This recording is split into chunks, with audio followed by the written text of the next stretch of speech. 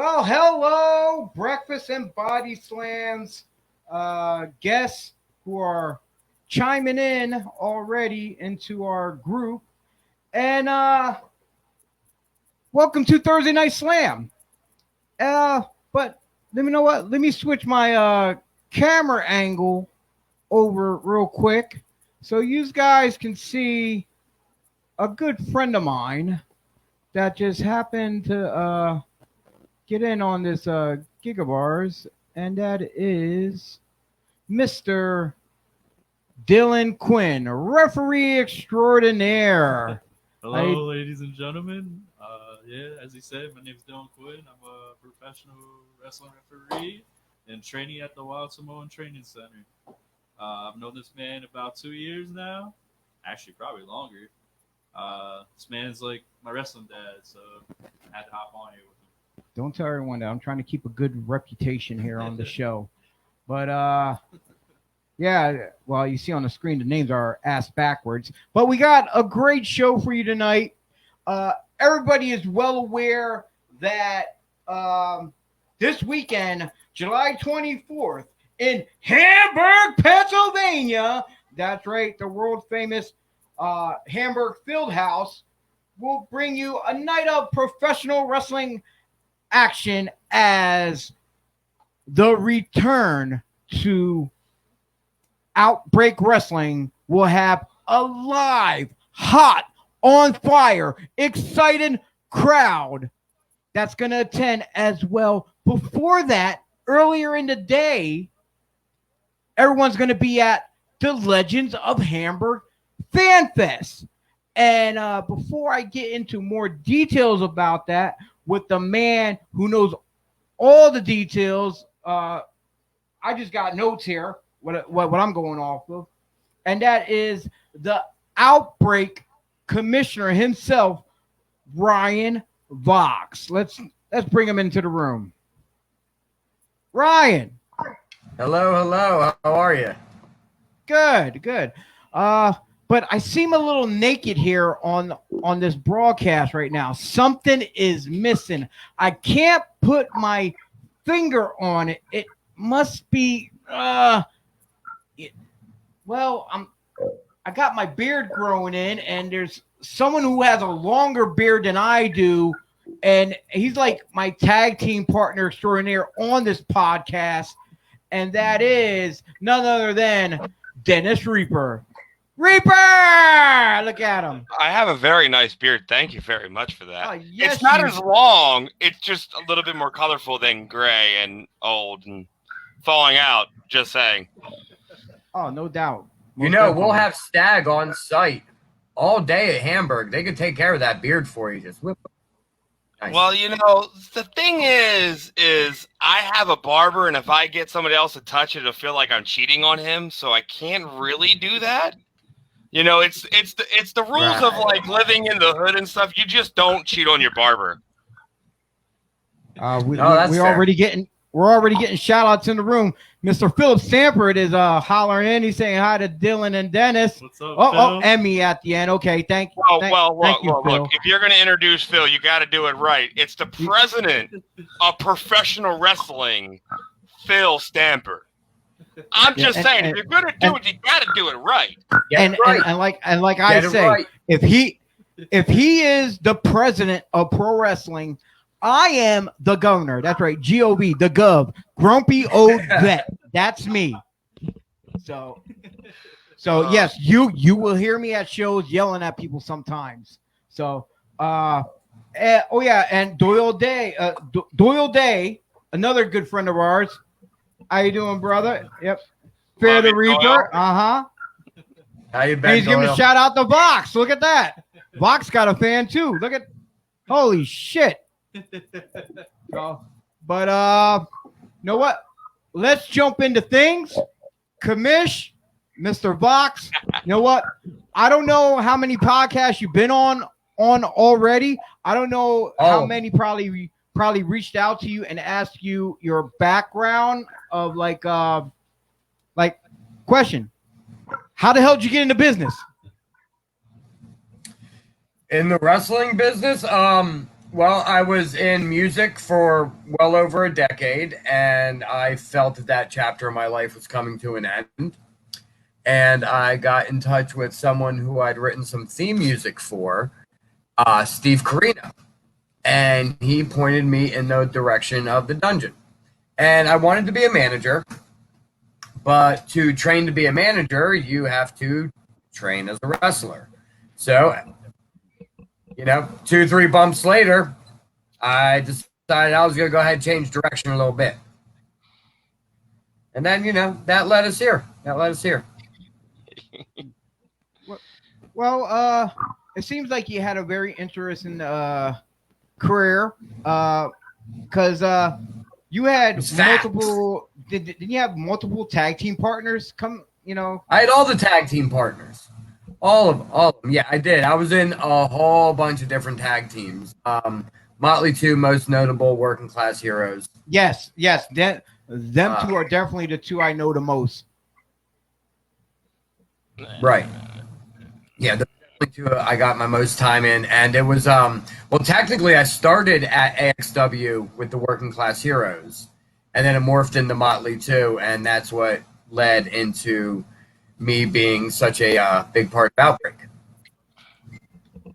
Yeah, because it was kind of funny how the situation took place, morphing from AXW into Outbreak, because Outbreak was supposed to be the offspring of AXW, but apparently it overshadows what AXW done.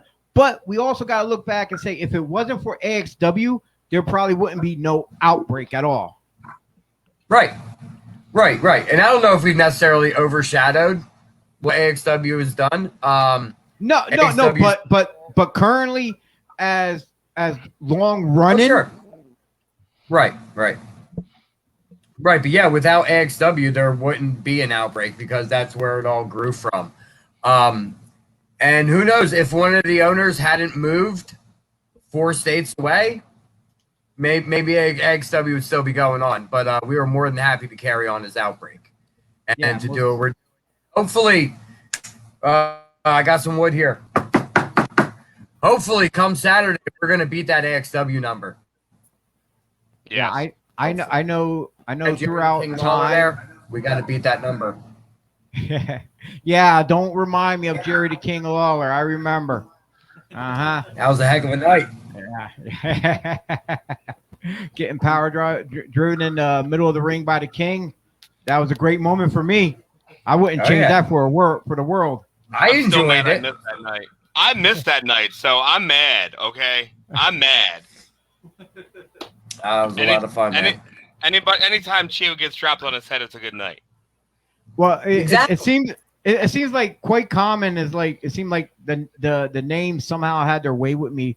Whether it be Sanjay Dutt using me as a post to kick off of to deliver a corkscrew DDT to Sean Silence, or is the Blue Meanie giving me a stink face in the Battle Royal up in Schuylkill Haven, or Jerry Lawler power driving me in the middle of a Hamburg Fieldhouse.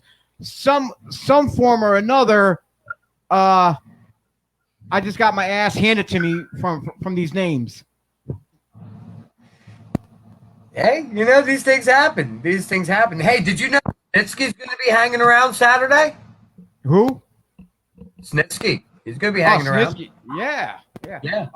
There's a whole list of guys. You know what? I invited Antonio in. He's not here. I was gonna say he could have helped us run down this legends list, but you know what? Since you know a lot of the info here and you're the man, with the book, you want to go through it with some of the stars we have coming in? There's so many of them. There really is. Cowboy Bob Orton, Rockin' Robin, Larry Bisco, Todd Gordon, Too Cold Scorpio, the Nasty Boys, Jimmy Hart. Hold on. I got us right here, babe. The Godfather, Johnny Rods. I'm so excited to meet Johnny Rods. Dominic DiNucci is going to be there. Tony Gurria is going to be there. The Brooklyn Brawler, Marty Jannetty. We got Doink. Doink's going to be there. Rhino, Samu, Sandman. the list goes on and on and on and on. There's going to be so many legends there. Unfortunately, Nick Patrick, there's some family issues going on, so he's not going to be able to make it. Prayers out to Jody. But it's going to be a good time. It's going to be a good time. Let me see. I know Dennis. Who do you have coming in on that Legends Fan Fest? Well, originally, like we announced, we had Tony Deppen, the ROH TV heavyweight champion, but he had to back out for some other reasons undisclosed. But luckily, because we have an awesome person running the show, Antonio, with Ryan Vox and all them in Outbreak, he found me none other than one of the original founding members of Evolution. And I'm going to say that. Are you going to push that? Yes, because it's the most badass thing ever. Because it's Evolution. It really is. Just that. Mark really Jindrak. Like, the fact that I'm able to somehow pull that off, okay, is mind-boggling. Because you don't see Mark often. No, and that's what I was talking to Antonio about. Like, I was really hoping to have these Legends of Hamburg, one-of-a-kind limited edition photos, but unfortunately that person can't come through with those photos now. Because I wanted to give something special and different than anything else, but to have that, one, I guess he's just coming back into the business a little bit more and doing appearances.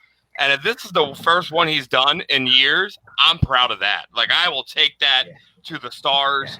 But the names and everybody that I've called that tried to get in there as a last minute deal couldn't pull it off. But somehow Antonio just, I don't know how he does what he does. Okay. And I told him that he's a magician. I said to him, and he don't believe me. I said, I think this is well more put together and more fun to be a part of than it would be for Legends of the Icon show. Because everybody that's at this event, all these legends, all these Hall of Famers, they're all so priced, fan friendly. It's unbelievable. Between that and getting to go to a show for under $40, which if you do Icons and the House Hardcore show or the Battleground or whatever it is, you're looking at spending like $60 to $80 just for tickets for both events. Mm-hmm. That doesn't include autographs. Right. Here, you can go here literally with $150 and walk out with autographs from almost everybody there and see a wrestling show on top of it. That to me is way more fun. And I'm not trying to talk the show up. I'm just being dead serious. As a wrestling fan itself, I'm ecstatic. Like, I already know who I'm getting my tables next to, and I'm stoked because it's Maven. Like, I got Maven next to me. Like, yeah, I want to talk to Maven about what happened between him and Taker and the popcorn machine. Really, I want to know. I want some dirt.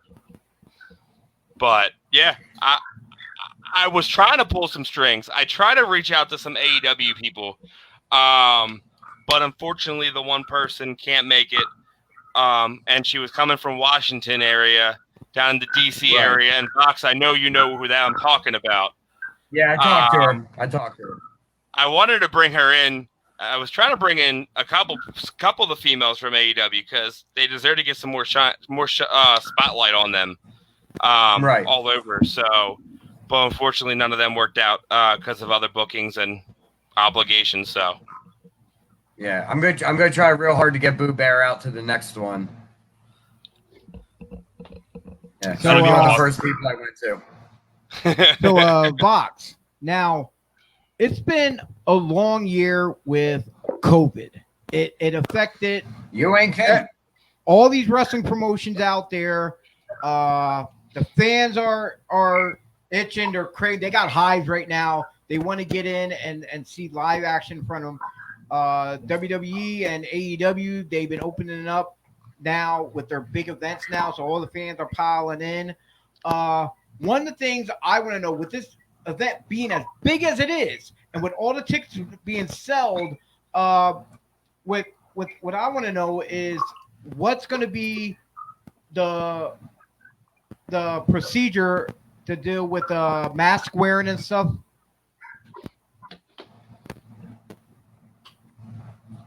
Is there a protocol? I think you cut out a little bit after mask wearing and stuff, but right now, it's optional. If you would like to wear a mask, go ahead and wear a mask. No one's going to force you to. We will have some available at the door if you'd like.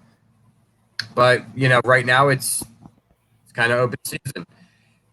If you're vaccinated, you don't have to wear a mask. If you're not vaccinated, you should probably be wearing a mask. Okay. Yeah, because me in my line of work, it's hard because we don't ask no one for their cards, but we're going off the honor system, and we ask them the same thing. If you're vaccinated, mask's not required. If not, please wear one. And I'm sure I get people in there who lie, who say, "Oh, I'm vaccinated," when they're not, just so they don't have to wear a mask. So I'm like, of course. I hope we don't have any shady fans like that. Yeah, our fans are pretty good. I'm sure they'll be all right.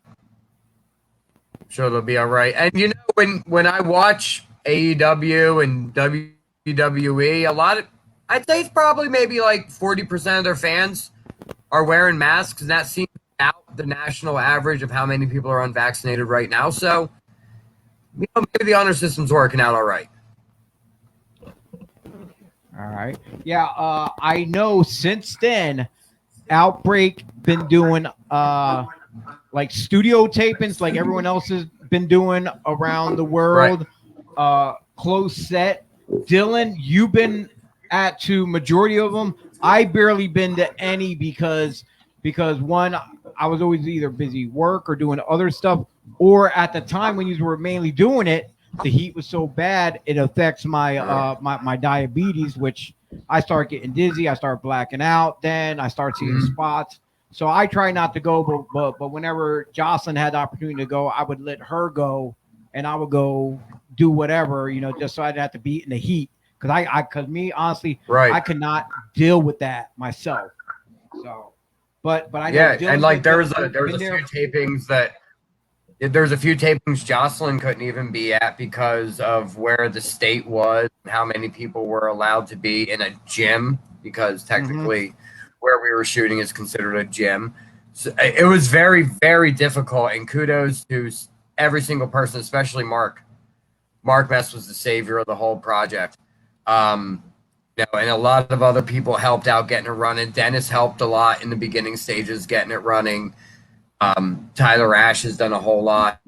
Ian Bush has done a whole lot.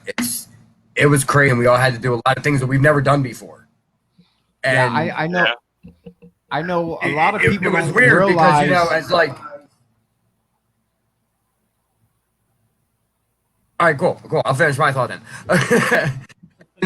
As wrestlers, we're all kind of like outlaw and renegade, but we still had to conform to these particular policies to make sure that everyone was safe and to make sure that everyone was okay. So there was big lapses in tapings, and sometimes we could only do 2 matches.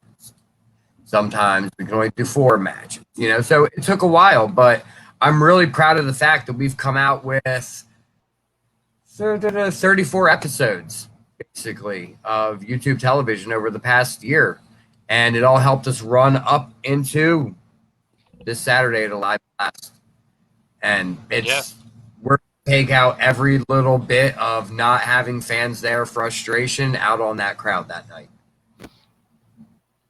Yeah, well, a lot of people don't realize that much credit has to go to Mark Mess for the hours he put in from morning to closing to the time he got home is ridiculous. Plus, not only helping Outbreak, he helped other companies do the same thing as well. Yeah. And I don't know how much appreciation they have for him, but yeah, you're definitely right. Mark Mess definitely is like, and you know who else standard had a lot to do, like a lot to do with this whole taping phenomena. There was companies that if it wasn't for my silent partner, the one that never wants any kudos and the one that never wants to do podcasts, if it wasn't for him making sure everything was done legally, a lot of these companies wouldn't have been able to do what they did. Yeah, no. I fully agree with you. I understand. I agree with you on that one, Vac. Like your silent partner, which we all know of, hats off to him for making sure all that did go down. The proper Right. the proper channels and stuff. Right. And like you guys both said, like Mark Mess allowed a lot of companies to come in there and work. Hell, he was the man behind all the episode of DEF CON in the very beginning. And then Yeah.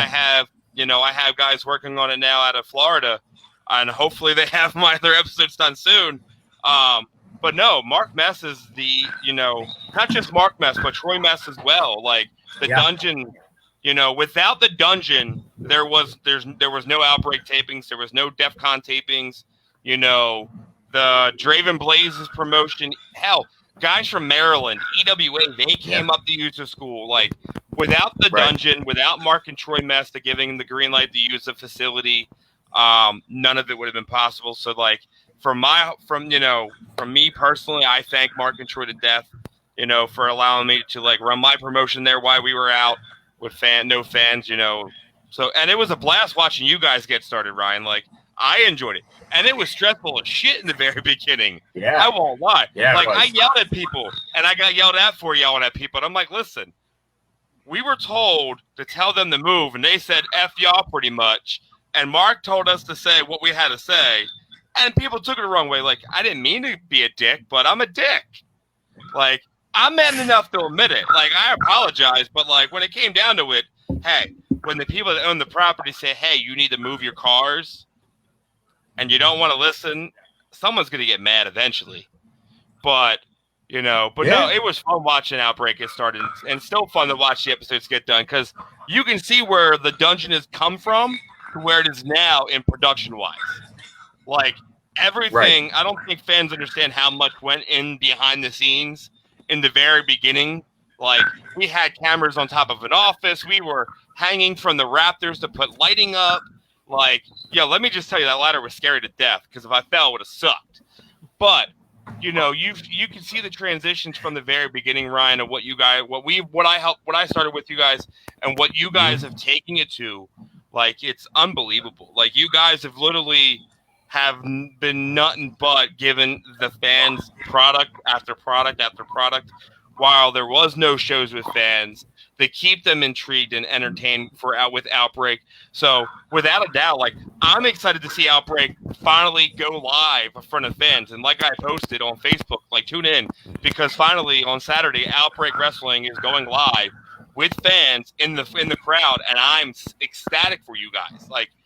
I've known you since you broke in, so I know how much this means to you. I know how much it means to your silent partner. I know how much it means to all the boys on your product. I know how much it means to Mark and Troy. So, to see you guys be able to get your fans back in there for Outbreak, dude, it's going to be goosebumps. If I don't hear a welcome back, I'm going to be mad as hell. If I got to start it, I will start the welcome back chant. I'm just saying. Those fans deserve to hear. You guys deserve to hear welcome back and thank you. Yeah, for me personally, oh, my bad, Ryan. But for me personally, I was pretty much at all the tapings, and to see the growth that we went through as not just the company, but seeing different talents come in through those tapings. It's gonna be a new feel come Saturday. And you ain't kidding. The fans aren't ready for what's in store. No, they're not. And like you said, Dennis, Mark is the man.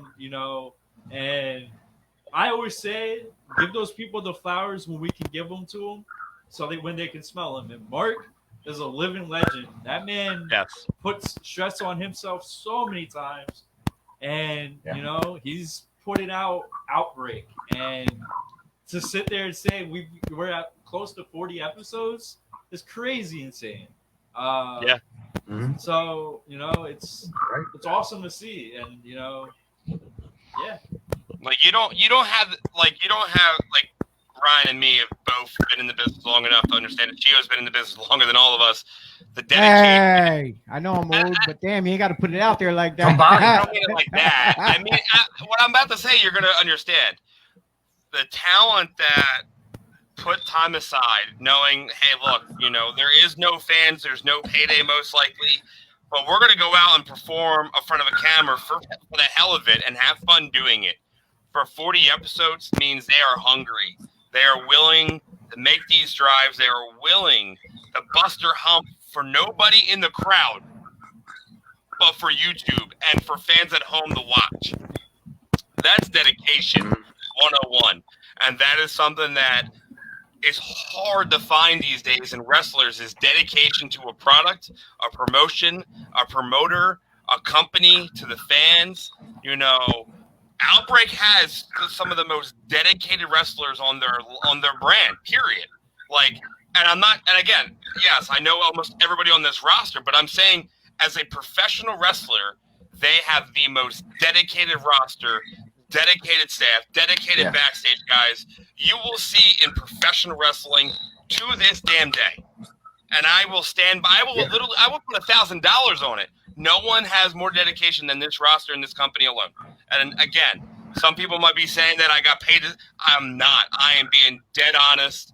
From the start to now to finally having fans, you see the dedication. You saw the dedication that the WWE guys did, and the dedication that AEW guys did. Yes, they got paid to be there, but they could have sat at home and said, "Hey, because of COVID, I don't want to wrestle." Yeah. You know what I mean? So when those fans come back, I got goosebumps for when AEW allowed fans for the very first time hearing fans. I got goosebumps for the very first live WWE show with fans. The pay-per-view, like, those moments are amazing. And finally, Outbreak and all those guys that have busted their ass for 40 episodes, you know, over 100 hours worth of wrestling and working drives are finally going to get paid off this upcoming Saturday at Outbreak. Yeah, so, man. Yeah. Now, Absolutely. with that And being said, now with everyone throwing in the hype about Outbreak, which, you know, a lot of people are saying about the Fan Fest because just the names alone, but like I said, with the hype that Outbreak is bringing, that we brought before for what we did in that legendary building, no other company has been able to reproduce excitement like Outbreak has in so many years that they've been for. Actually, Outbreak hasn't been there that long of many years. I'm going to say, what, 2-3 years they were in Hamburg?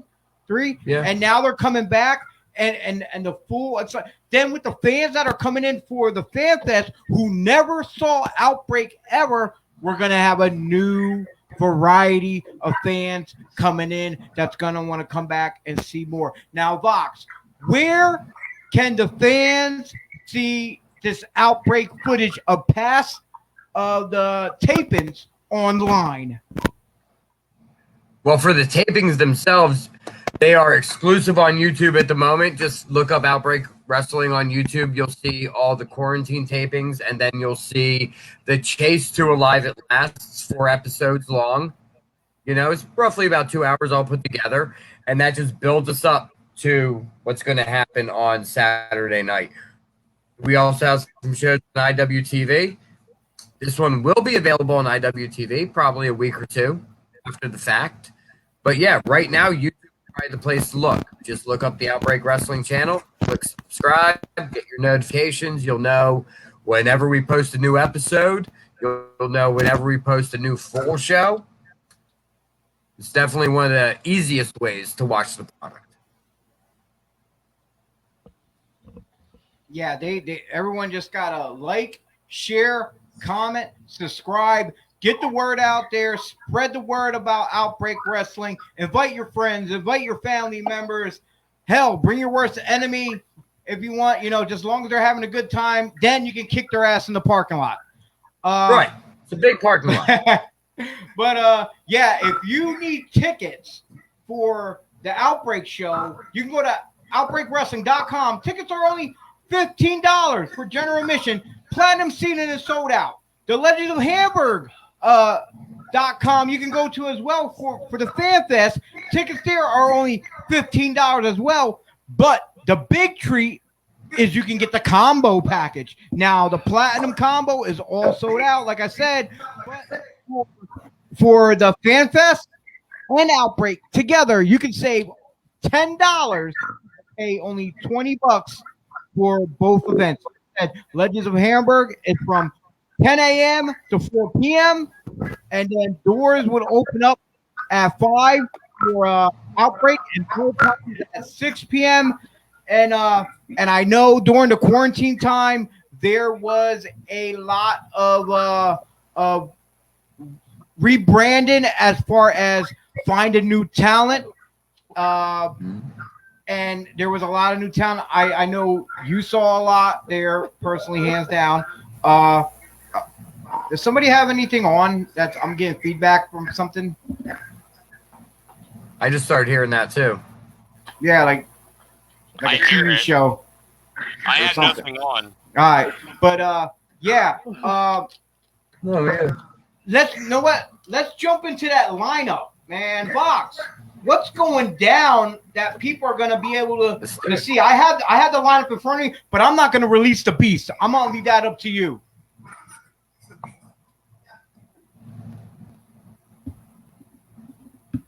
Oh, we got just a ton of fun matches. The A-listers will be involved. CEO's the manager.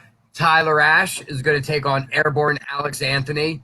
How cool is that? First time here in quite a while to see Airborne. That match for me, personally, I'm looking forward to because when I first started going to indie shows, Alex Anthony was the man at WXW. So Same. You know, Tyler's up and coming, and it's going to be interesting. Yeah, Look, Tyler's I've known. here. Like, Tyler's not up and known- coming. Tyler is here. No, Tyler is here. Like, Tyler's been here, and people have counted him out for a very long time, and it's finally people are starting to see that he is definitely someone to keep an eye on. And I've given Tyler's name out to a couple promotions on this show. But when it comes down to that match between him and Alec, I'm gonna probably be like, it's gonna be a tooth and nail match the entire time. Which the fans are getting their money's worth just on that match alone. Yeah, absolutely. Now, before I walked away, I heard somebody mention this Tyler guy. Is he almost a superhero? No. And you might notice that she is not Nikki Ash. She is Nikki ASH. I feel like that might have something to do with the A-listers manager CEO. He may have stepped in and said, look, you can't step on my property. Ash is our copyright. You're going to have to break it up a little bit. So they, WWE worked around it and they came up with their own thing. I'm proud of them. It's good. Sweet. And I'm happy to see her win that title too. Oh yeah, that's going to be nice. But yes, the CEO also has Adonis Valerio in action against Dirtbag Dan. That might be a sleeper match. Look out for Dirtbag Dan because he's coming. He's ready for the live crowds, and that's going to be a big one. Now, for the fans that don't know Dirtbag Dan, he is, let's say, he's hardcore friendly. He loves that kind of matches. A little bit. Yes, he does. And I was talking to him, I don't know, 2-3 days ago or something, and he just told me that he wanted to destroy something beautiful. So, this might be his chance to do that. I guess we're going to have to see how that all works out. Big three-way tag team match with Diamond City War Machine, the 1CW Tag Team Champions Art of War, and the new tag team of Matt Quay and Davey Bly. I am excited to see that tag team. I'm kind of excited to see action right there. I'm kind of really excited to see Davey Bly because I have yet to I seen him always at the Outbreak shows, but I never seen him work. But then I started seeing his stuff from when he over in New Jersey during his training and stuff he was doing online, and he looked like he bulked up too. Yep, So a lot. So I'm really excited to see him in action. Look, I saw Davey's very first match up close and personal. Yeah. Even I if was there. Yeah, I know you guys were both in the ring. Yeah. I was your manager and still somehow got pinned. I still don't understand how Richie thought I was involved in this match. I really don't. But the greatest part about that, look, the match was great because you guys got to work Mark and Troy Mess. which let's be real, they showed you guys what veterans really are and beat you guys because they said they'd take out the ring crew. And well, somehow I convinced you two to do it. That was a really bad decision. I think that's why I got pinned. But the fact that was it you or was it Davey that was wrestling with a wrench in his pocket still? That was me. That was me. What the fuck you doing with a wrench? Listen. We're the ring crew. They're the ring crew. So we had all the tools in our pockets still. And I had this, when they were like, we'll even face the ring crew, I kind of was just like, get up and go. And we were taking tools out the pockets of them. And out of nowhere, we totally forgot another tool. We're like 3 minutes into this match. And I'm like, Ryan, stop. He goes, what? I'm like, you have a wrench in your pocket. Now, if anybody doesn't know, referee Richie Ash, he's blind. Not really blind, but yeah. you could literally give him you could really cheat and he'd still miss that. He doesn't know even how to do that. So magically we left a wrench in someone's pocket, but we got it out of his pocket. But it was hilarious. The little kid that goes, I heard that when Mark Meth knocked me out of the ring, which that hurt, and somehow I still lost. I still don't get how I got pinned when I was just a manager. But It happens. I was there for it. I was proud of you guys. I was hellish proud. I'm proud to see Davey getting back in the ring in Pennsylvania for the very first time since then. So it's gonna be nice to see that Matt Quinn, dude. I don't have anything else besides that. That kid's going places, without a doubt. You ain't kidding. From the day he came to the school and worked out for an hour, we were like, what the hell? Where were you hiding? And he goes, I was hiding at Chikara. We're like, oh, all right. Well, we're stealing you now. And Mark Mess and Troy somehow, the kid decided to keep training there, and because he goes to school up that way. And from what I've seen, the kid is without a doubt someone people got to keep an eye on right now. Yeah. Because if you don't, and you miss your opportunity to book this kid on your products and on your shows and give him matches, you're screwed and you're stupid. Because Matt Quinn is without a doubt the rising star end of 2021 and the rising star in the future of 2022. I'm calling it now. Yeah, they definitely unlocked the talent in Matt. He's phenomenal. He's going to go very, very far. Yes. Very far.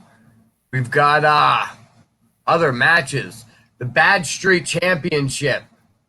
I was just about to ask you about that shit there. What the hell is up with this? Ain't there supposed to be a 6-man or tag team match? And now the champions are facing each other? What the hell? That we decided that the 6-man idea was a little too chaotic. So a tag team championship, and it was Radkey and Trajan. And through the quarantine tapings, all sorts of crazy things happened between those two things. Yams was involved for 3-4 months there. It was just craziness, and they couldn't agree on anything. So we're gonna put the Bad Street titles high above the arena, put a ladder in between them, and let them fight it out. And whichever one of them wins, they can choose their partner and continue on as the Bad Street Tag Team Champions. Okay, for a second, I thought the Bad Street title was going to become a singles title because you already got the Intimidator title. Right. And then you got the Outbreak Championship itself.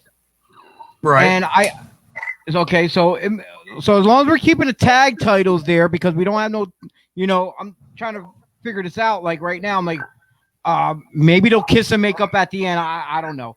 But at the end of the day, I highly doubt that, but stranger things have happened at Outbreak. Yeah. But at the end of the day, one thing I have not noticed is I don't see no women's match or women's championship that Outbreak has. Well, we don't have a women's championship. And the reason we don't currently have a women's championship is there is a company in our area that does women's wrestling very, very, very well. And I think all the female talent in our area should definitely be working for them, and that would be Rogue. Everyone should definitely be going there if you're a female talent. But we have been dipping our toe more and more into it and finding more female athletes that can really go in the ring. So I wouldn't be surprised if we wouldn't see more females on the next show. I think I would really enjoy that, especially like the little girls that come to the shows. They can go and look and inspire, be like, hey, look, there's someone I can look up to, and I can get into business too. Besides looking at people like let's see here, like a hairy ass JS Hawthorne, I like the guy. He's fucking great though. He's great, but he needs to shave his back while he's out there. I swear to God. Oh, again, I'll bring up our sponsor, Stag Barber. There you go. We'll hook it up. They could handle that. JS Hawthorne will be in action against Andrew Canella. If you look back at the past 4 episodes of Outbreak Wrestling, the chase to Alive at Last, you'll see everything that's gone into this little feud. This is their 3rd match together, and hopefully something will be decided by the end of that. They are both very proud graduates of the Sanctuary.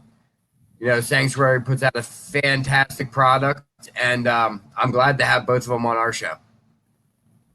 Yeah, you have a whole host of other matches. I don't want to go through all the matches though, but because then we'll just give it away when people can just buy the tickets and come see them.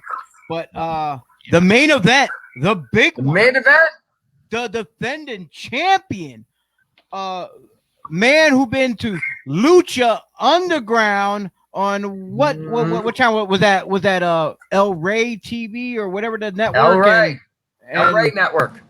Yeah, Cortez Castro, aka Ricky Reyes, who been around the world with Ring of Honor, been to Japan and stuff.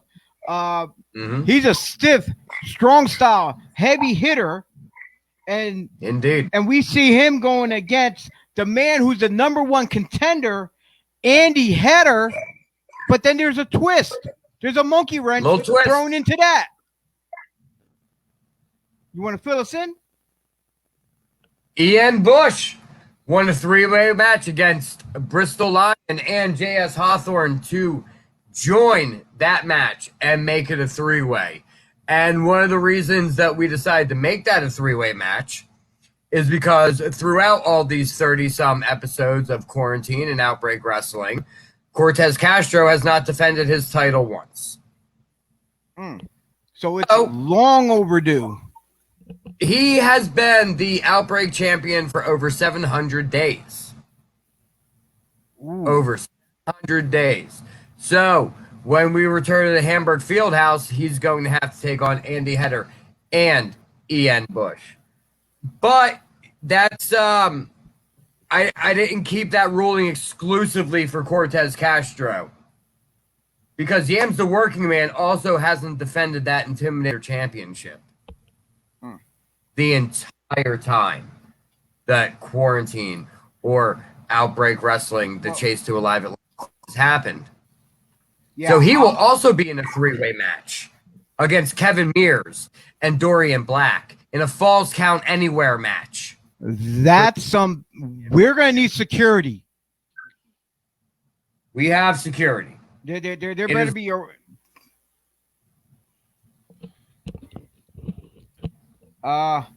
But yeah, if you have anything else to share with the fans before we conclude this little speakeasy that you guys got going on, because I got water and diet tea.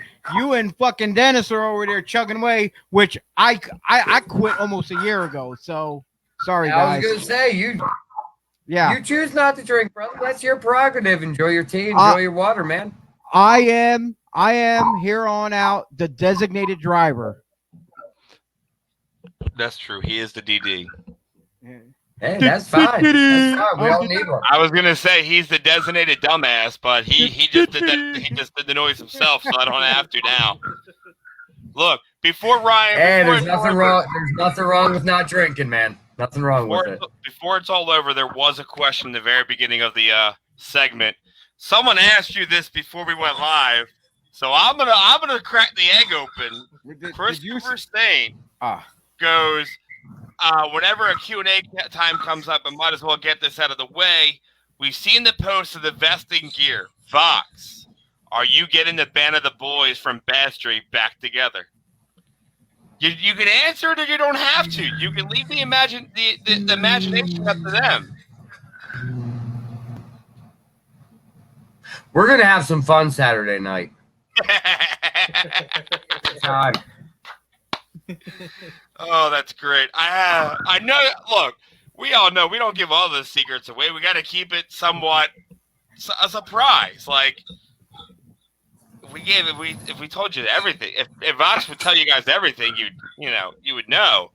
There might be hints that Vox has been wearing since the episode started tonight. With a possible T-shirt. Yeah, you never know. And the post, and now magically a chain. Thankfully, I'm not wrestling an Outbreak on Saturday because my forehead would somehow get hit. Hey, things happen. Things happen. People Saturday fall, night, right? July 24th at the Hamburg Fieldhouse. Don't miss That's the right. element. It's going to be a great time.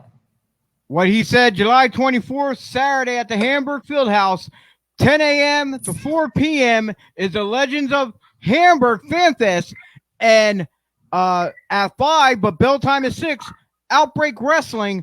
You can get the combo, legendsofhamburg.com, for only $20. You save $10. So go like, share, comment on all their Facebook pages, Instagram, YouTube, whatever social media website you can find. Get it out there, whore it out. That's right. Be a cheap whore and plug. Saturday, July 24th. You don't want to miss it, fans. Vox, thank you for coming on. I appreciate it.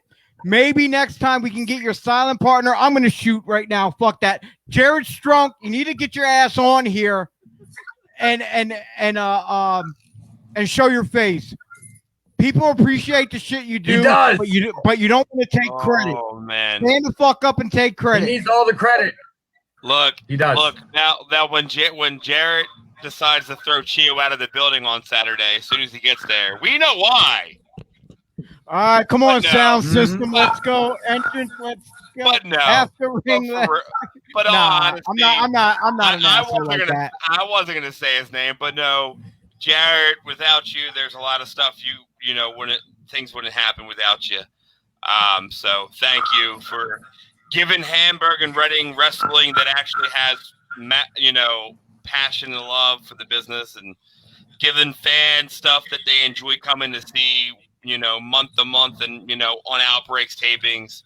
So don't stop. Just keep doing it. If you want to stay behind the scenes and never be seen on public, that's fine. But on Saturday, you best believe live on the internet, your ass is going to be on one of those podcasts. And there's a lot of us that are going to be there.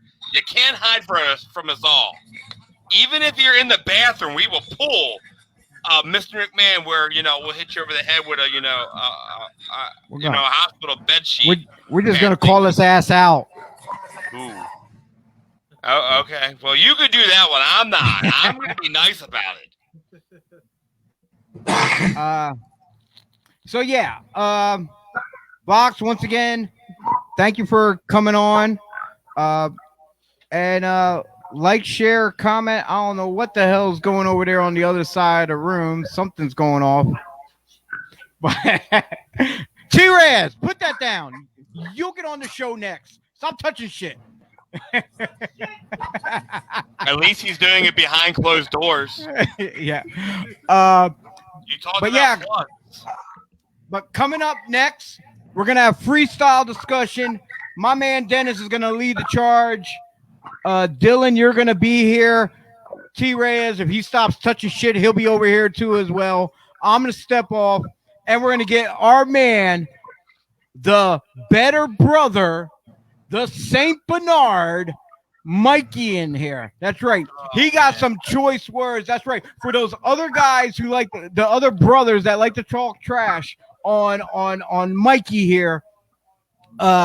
his brothers, Chapstick Chuck E. Cheese and Pat the Knob Gobbler, they want to go and say that they're the A show, especially Chucky wants to say they're the A show. That's right. We are the prime show. Here, hold We on, don't hold on. set the bar. We are the bar. Chucky, listen, if you think you're the A show, here you go for your A show shit. Okay? You can sit on that and rotate. Because here's the thing. Y'all don't get that many views, buddy. Your show gets viewed afterwards. Our show has more views live when it's on the air. We don't make people fall asleep. Yeah. So right now, Chucky boy, if you're listening in, your brother Mikey gonna come in. He's gonna tell you how it is, pal. Team Hill right here, kicking in, full effect. You better believe. But once again, Vox, thank you for coming on. We hope to see everyone there this Saturday in Hamburg. And for anyone who don't know about Outbreak, we're actually going to show you this clip, and then we're going to come back with the rest of the crew. Thank you.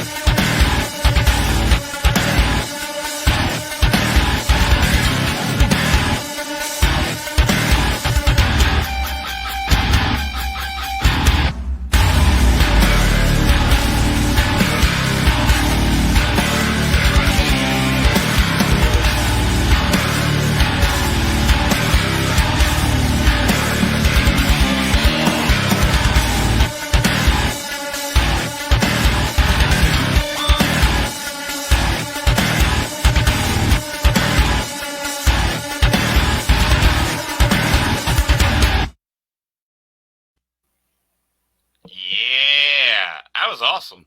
Man, we got missing. Chio disappeared. Oh man. Chio is actually going to be off. It's going to be. Oh yeah, there's the better brother. There's Mikey. Ah, Missy, he did his hair too. He has a nicely parted. It's kind of like a butt cheek a little bit, like right here and right here. Get my drinks down there next to you. We don't. You go get your own drink, Chio. Here's your headset. Dennis is leading the charge. You guys are up to that. I don't know how they decided to put me in charge. That's just asking for trouble. Real quick, Dennis, before we kick off, the freestyle, I actually want to plug Sanctuary on Sunday.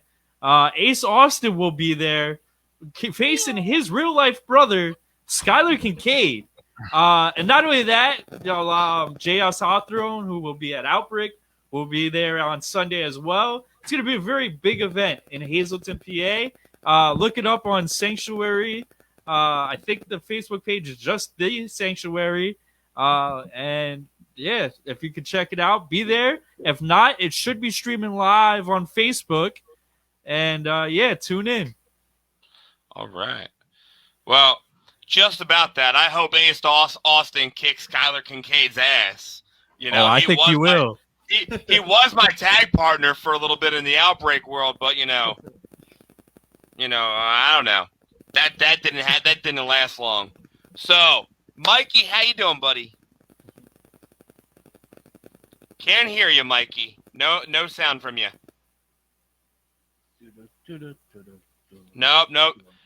Look on your screen. See if the word on the screen for a StreamYard if it has microphone muted.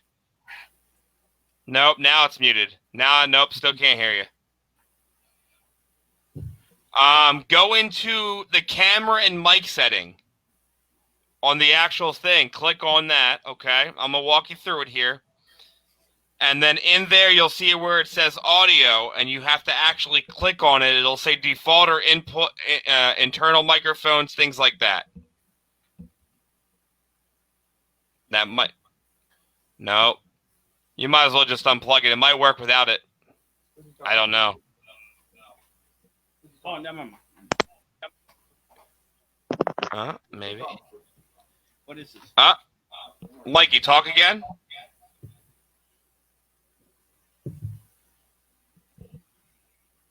We might get... He's working on his audio. We have some technical issues on the Mikey's input. He's starting to lose a little bit of having the best brother on the show. But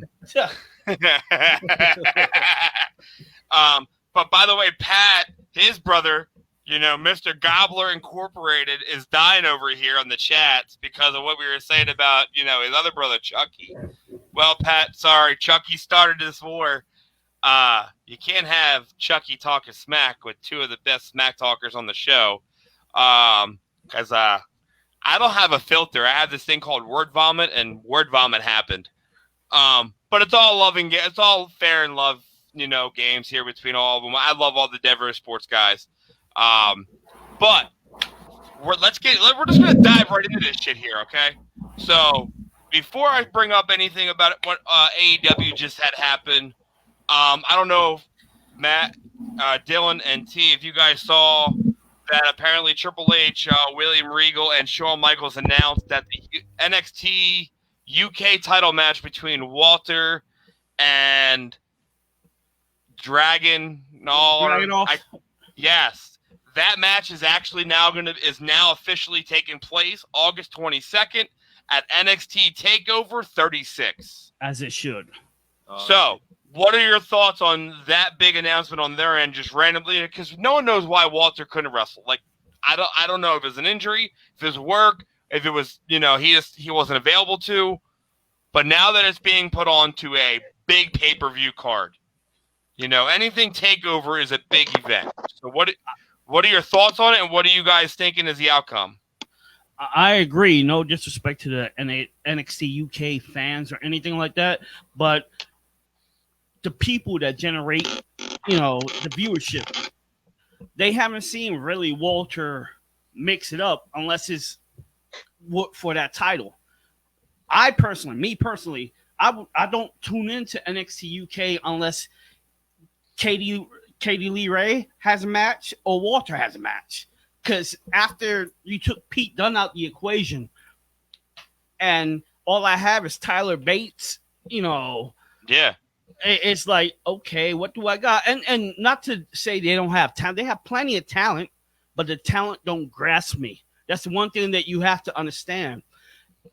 I look at this at two different perspectives, as a worker and as a fan. First and foremost, I'm looking at you as a fan. What do you have to keep me in tune to you? Walter has everything, because as soon as you come up, you're like, ooh.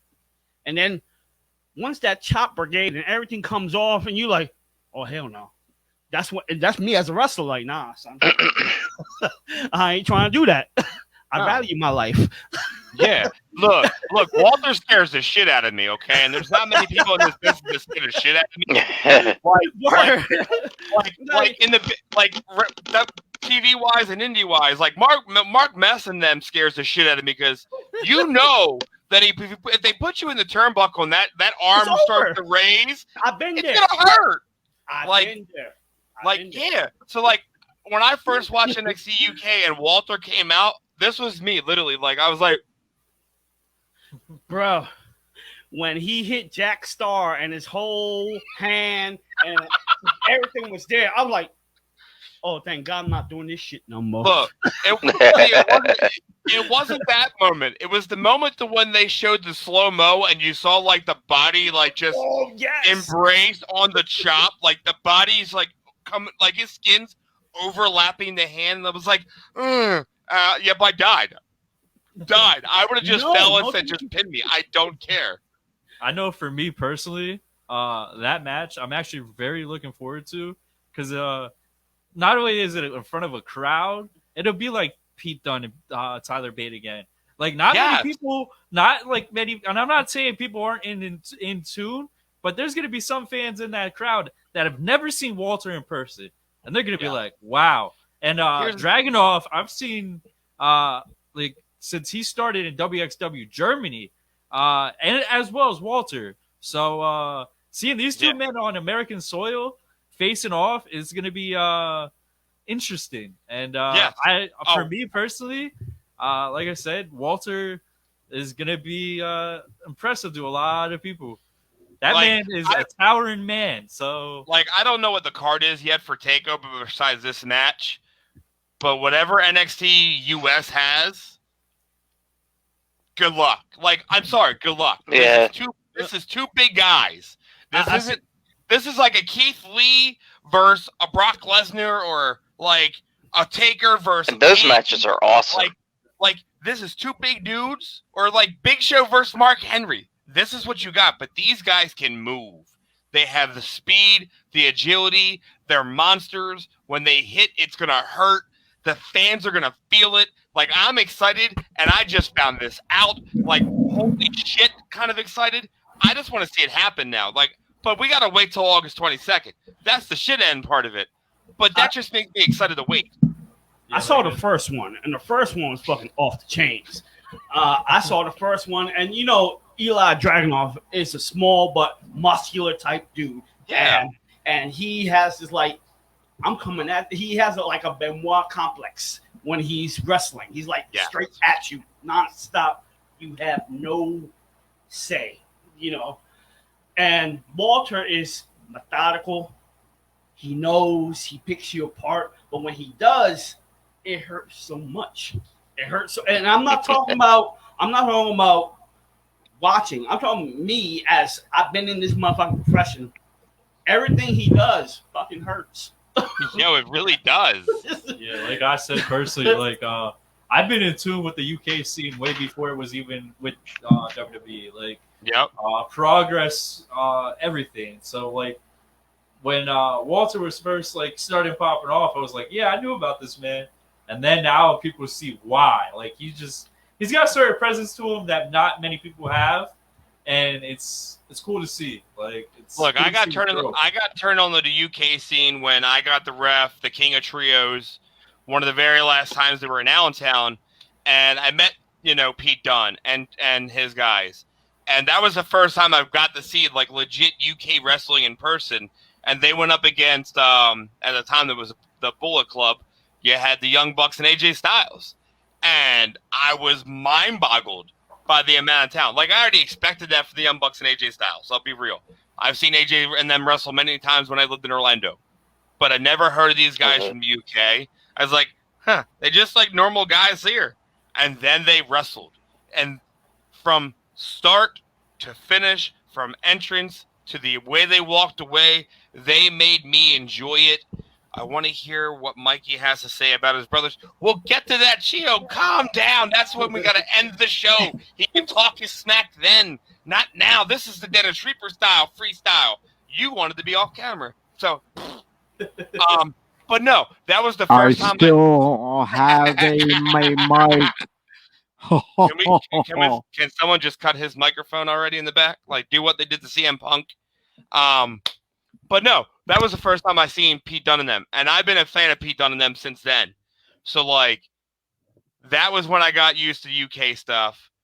Now I'm excited to see these guys because I've seen Walter on the TVs and the YouTubes and all that stuff. I watch their stuff. I'm intrigued by how he performs, how he gets himself over as big as he is. It's hard in this business for a big guy, whether they're tall or heavy set, to get over in this wrestling business. It always will, because everybody makes fun of, oh, you're just a fat guy. You don't have to do anything. That's not the point. The point is they're a big guy. Change the perspective of what they can do.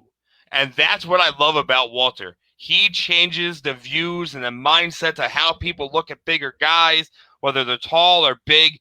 Like Keith Lee, he's a big man, not height-wise, but body size. And he's changed their perspective for heavy sets because he can go. You know, Kevin Owens started that to where he can go for a bigger man, you know, and everybody always thought, oh, you're a heavy set guy. Like, they look at everybody like, oh, you can't do anything. And then Kevin Owens does what he does. You're like, holy shit. And then, you know, Keith Lee steps up and does even more. You know, now you have Walter that does even more. It's beautiful. It's amazing. You see Walter, and you look at him, he's skinny fat for his size, right? This and that. You look at him with his crew cut and whatnot, and you're like, who is he? And then he gets in that ring, and it's like, oh, I fucked up. It's just You know, his demeanor, it's presence. It's presence. You said Brock Lesnar. That's the Yep. name you said. When he comes into the ring, Brock, he demands presence. That Yes. there's no ifs, no ands, no buts. You're going to see Yes. that big dude, and he's doing a little shuffle. And you're like, oh, shit. And then he does his 4-foot box jump onto the ring. And you're like, well, shit. You know, presence.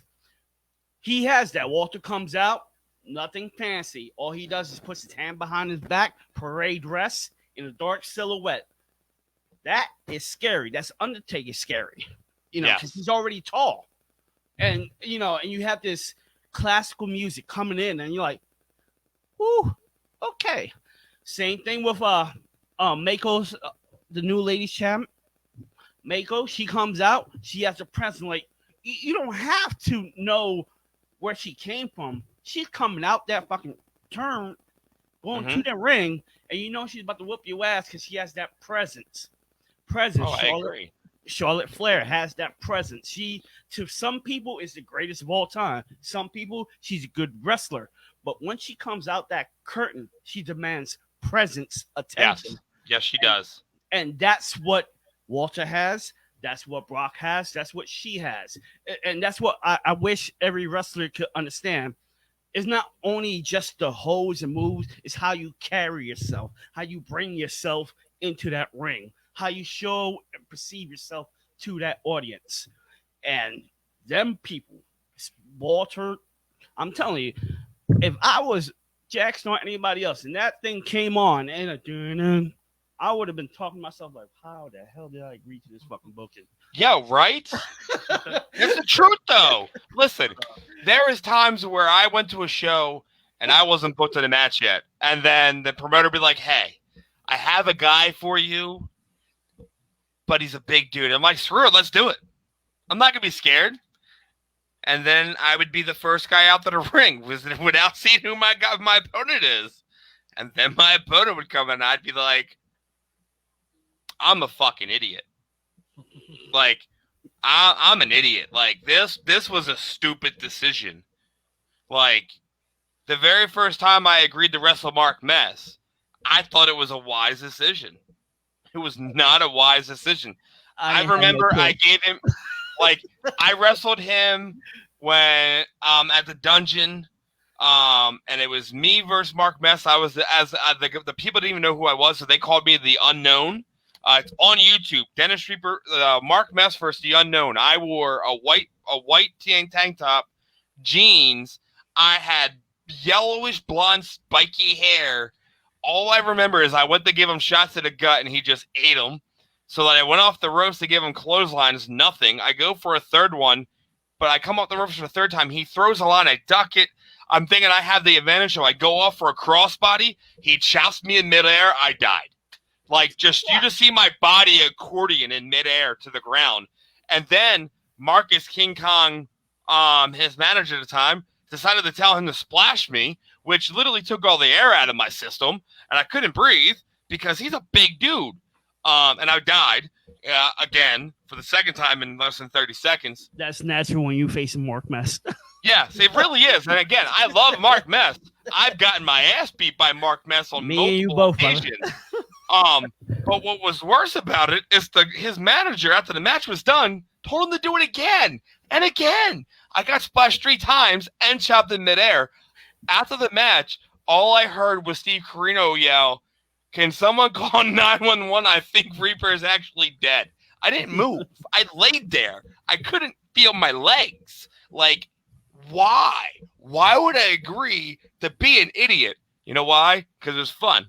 I learned a lesson. Don't jump up in the air with a guy that can chop you out of the midair. That was a very valuable lesson learned that day. But no, that's what Walter is. Walter is that guy 100% that gives you the, he fucked. I don't know who he pissed off in the back, but this man fucked up. Yeah. But it just shows too, like, I know Walter's been working since he was 16. And a lot of UK guys have been started since they were young, and just to see their growth. And it also shows too the growth of professional wrestling as a whole. When you got guys like Walter who can move around. I mean, he doesn't flip as much as like a Keith Lee or a Donovan Dijak, but it just shows like we're in a different time period of wrestling. We're living a great time of wrestling, and yes, like we're seeing different things that we haven't seen before. Like it's an interesting time. And quick segue to great time in wrestling. Like so much of a good time that we have so many companies, right? Everybody around the world, the internet wrestling community got together yesterday, and had a trial of Faye Jackson online. I was there because I listened to the whole thing. It was amazing that over 1,000 fans tuned in to about 20 wrestlers with a cheesy line because Big E won the championship. Won Money in the Bank, and Faye was supposed to supposedly send nudes and send a pallet of nudes instead the real nudes onto Facebook, and we held her accountable. And listen. I saw her post, okay, and I was rolling. I'm like, listen, I've met her multiple times. She is a ribber, so I could only imagine what she was gonna post. My girlfriend gets home, and I go, babe, I gotta read you this post on Twitter. I read it to her. I was like, so I had to go to Twitter and look. And she goes, you went and looked for girls' nudes? I'm like, no. She wasn't posting actual nudes. Trust me, babe. So then I show her what she posted. And my girlfriend's response was, I kind of want to get that palette of makeup now. I'm like, thanks, Dad. Now I got to go buy her this makeup because, let's be real. I'll buy my girlfriend makeup if she asks for it. My daughter, because she'll use it on my daughter. So, but the fact that that's how she rickrolled the internet. I'm going to call it that. She rickrolled the entire Twitter world because everybody thought she was going to actually post a nude on the internet and was like, screw yous. Gotcha. I went along with the kayfabe, was angry, like, yeah, why are you doing this? Because they don't know me from a hole in the wall. They think I'm a fan. I'm like, all right, cool. I keep doing this for a while until I get figured out. And I'm like, I just went with it. And then I went to the trial. I'm like, this is the greatest thing ever. Even D'Lo Brown came on and said, besides the N-bombs getting dropped, this is just a beautiful thing. You know, like, how many people you gonna get into a chat room that follow wrestling to have 7 people crack jokes about some bullshit about a nude? Yes. It's unbelievable. Look, she pulled I'm going to call it the Rick rolled. She Rick rolled Twitter, and it was great because everybody's talking about it. We're still talking about it almost a week later. No, Biggie, he said that she owes you recompenses. He put this today. The trial was yesterday. He says, even though Faye won, I have the final verdict and she owes you repercussions. And there's some more to it. You know. But it brings to where the wrestling business is at. Like, we have AEW. We have WWE. We have New Japan who's coming on shore to our land. Well, it's just a blessing to other workers who are that hardcore. Like, because to go to New Japan, you better be with your shit, or not. Yes. You're not getting in. I don't give a damn who you is. You have New Japan. You got Ring of Honor. You got Impact. Boy, I will give my left testicle to be broken in right now than back in my day, because I have a better chance of making it today than I do my yesterday. And that's fair. And whether it be a wrestler, a ref, Malcolm Vibbins, who is a wrestler, worker, whatever, he comes in as a manager. Audrey, she comes in as a ref, but she also did wrestling as well, but she primarily stick to wrestling. Jessica Carter, same thing. You know, so many opportunities. If you can get in as a worker, you can get your feet in. Yep. Look, speaking about AEW, Speaking about AEW, okay. We're going to dive into this one. We got to. But I agree with you. AEW has done a lot of great work with bringing people and swapping them into different roles, and it's paid off great. But the big rumor, now no one knows if it's true. I can't believe everything you see on the internet. You really can't. I can't. I will believe it when I see it. The big news is apparently Daniel Bryan has signed with AEW for a contract. On top of that news, apparently they're into talks with CM Punk. So, do I believe they signed Daniel Bryan? Yes. I don't. Debut Queens, New York. Do I want to see Daniel Bryan wrestle again? Absolutely. Yeah. Would I love to see him wrestle for AEW? In a heartbeat. But I don't remember seeing that he was released. He worked to his last job date was his final day, just like Dean Ambrose, John Moxley. He fulfilled his contract. Okay. Yeah. So that's why he's okay. I didn't know he fulfilled his contract. I thought he still had another year to go. No, that's SmackDown was his last match. So then I could see him. I could honestly see him showing up at AEW. But do I believe again? And here's my thing. AEW has been so good at keeping under wrap on who they have coming on their product. No one knew it. Nick Gage just boom pops up. Which I'm happy about. Big Show. Did anybody know about that? No. Yeah. Mark I Henry wasn't here yet. On that, I did not know. That was a shock to me. Did we all know that Christian was probably going to show up? No, but there was a list of names that went out there that could have possibly been. He wasn't on the top of that list, but he's there. He is now fulfilled that he's worked for every major company in professional wrestling. You know, that's something he's done. No one else has done that in the business so far. You know, but do I think Tony Khan could pull Daniel Bryan and CM Punk? Absolutely. Yeah. He has the money. But CM Punk has made it pretty clear he doesn't care about the money no more. He just wants, if he wrestles, it has to be for the right reasons. So basically what Bryan said was he wants easier dates. Because, you know, with WWE, it's straight, you're going to go gun-ho for like ever. With AEW, as you see what they're doing, they take, let's say, set talent, you put them on Dynamite, right? Unless they're your big impact talents like Darby or Sting or whatever, they take the next Dynamite off or whatever, and they do the dark. Plus, they could do other promotions as long as it doesn't bother AEW schedule. That's what makes it best. Bryan doesn't want to work big schedules. So imagine working a company that could all you do is Wednesdays or Fridays and maybe a pay-per-view here or there and a house show here or there. You know what I mean? That's golden. And with Punk, you said with the right frame of mind. Kenny Omega's the right frame of mind. You know what I mean? That's a big name that nobody ever seen Punk versus Omega. Plus, Khan could give him the money and the time that he's allotted if asked. Oh, absolutely. But I just don't. As much as I would love CM Punk to come back, it's 5 years too late now, in my opinion. Too late. It's never too late, but it's not. They need to make it worth your time, is what you mean.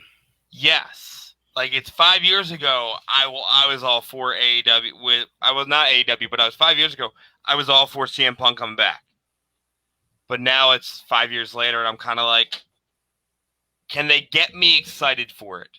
Most likely. I'm a wrestling fan. When it comes down, I'm a wrestling fan. Me personally, I think if CM Punk is to have been signed or is signing, the only opportune time for him to come out will be All Out in front of that Chicago crowd. And the reason why I say that is it's his hometown.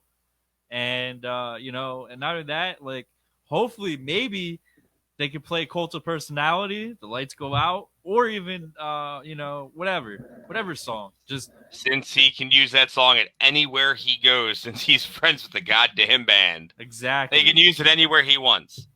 Oh, there's So- Mikey. He's back. Where'd you go, Mikey? Yeah, it's having audio problems. It's normal. It's a Bernard problem. Now,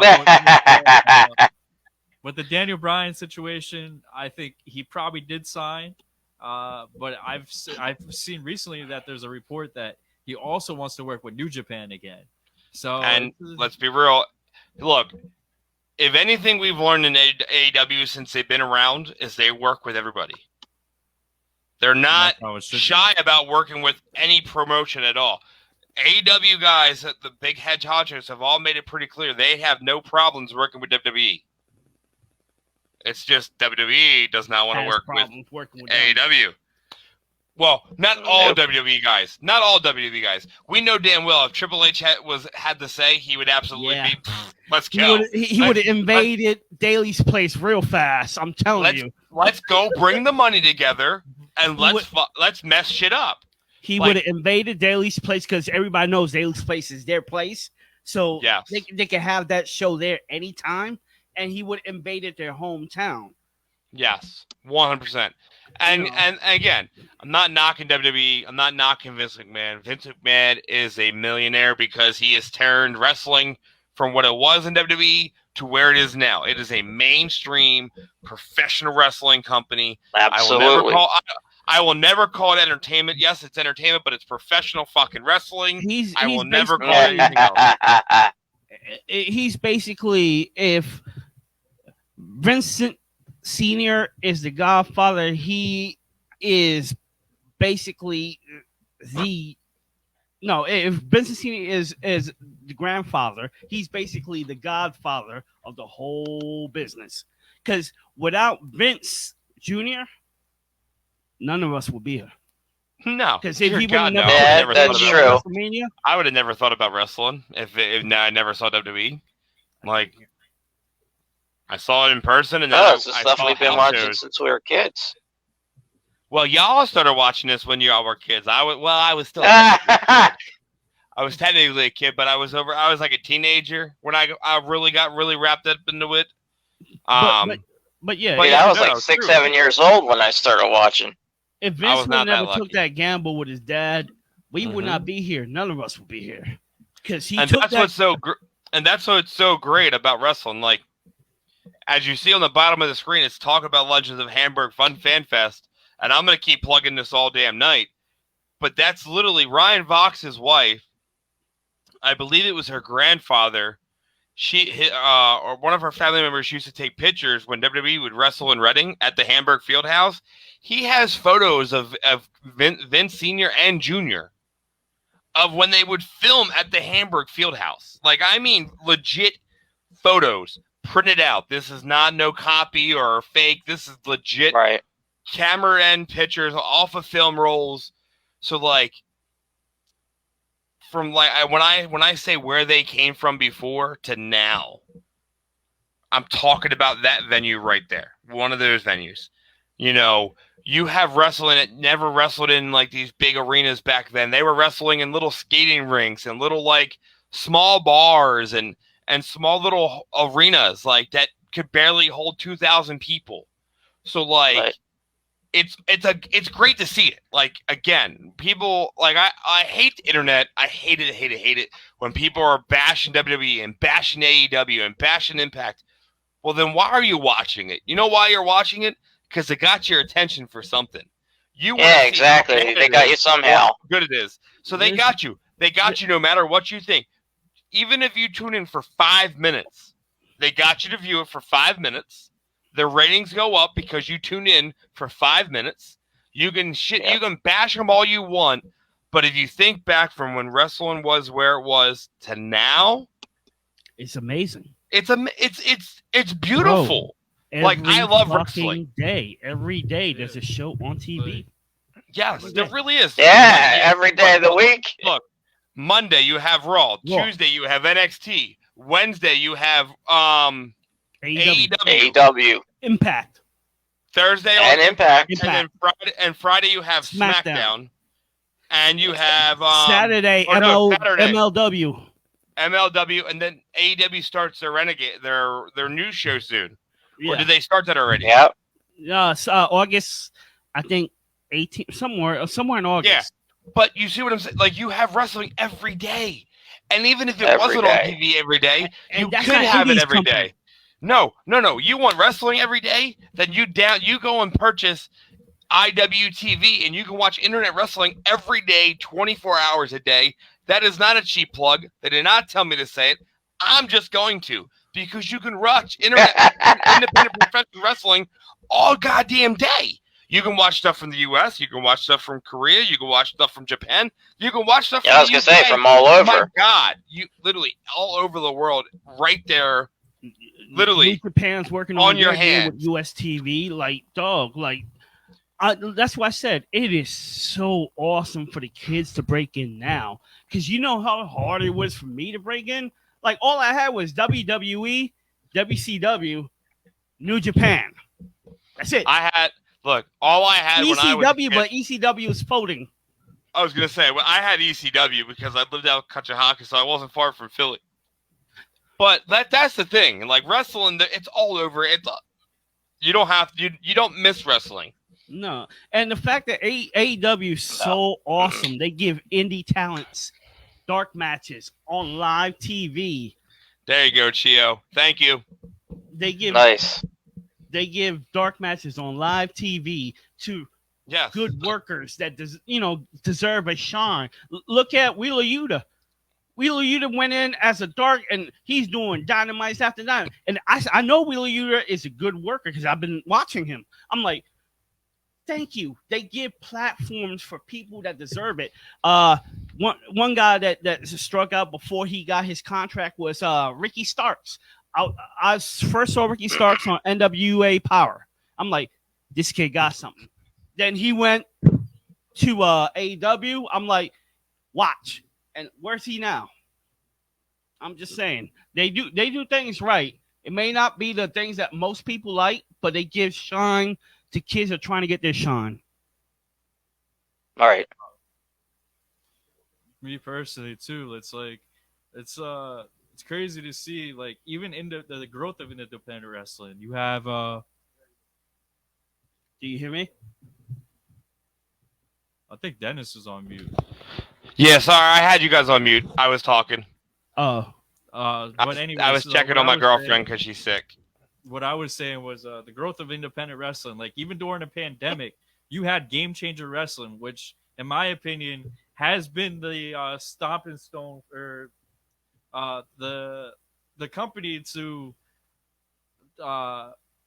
not only showcase different talents, but a lot of the guys on TV now came from GCW during the pandemic. Like, it's crazy to see. So, are we still on mute? Are we good? No, sorry. I was on mute because I was talking. I'm not gonna because we were talking about some important stuff. Unfortunately, my girlfriend's coming down with a little sinus cold, so I just want to make sure she's good and if she needs anything and things like that. So, and she just said, "Oh, is there I'm not any on mute no more." So, any matches do we want to talk about that happened on Monday or Wednesday, or do we want to get to what we'll say that for last. We'll say that for that. We're definitely going to talk about Monday because I'm extremely pissed off about Monday.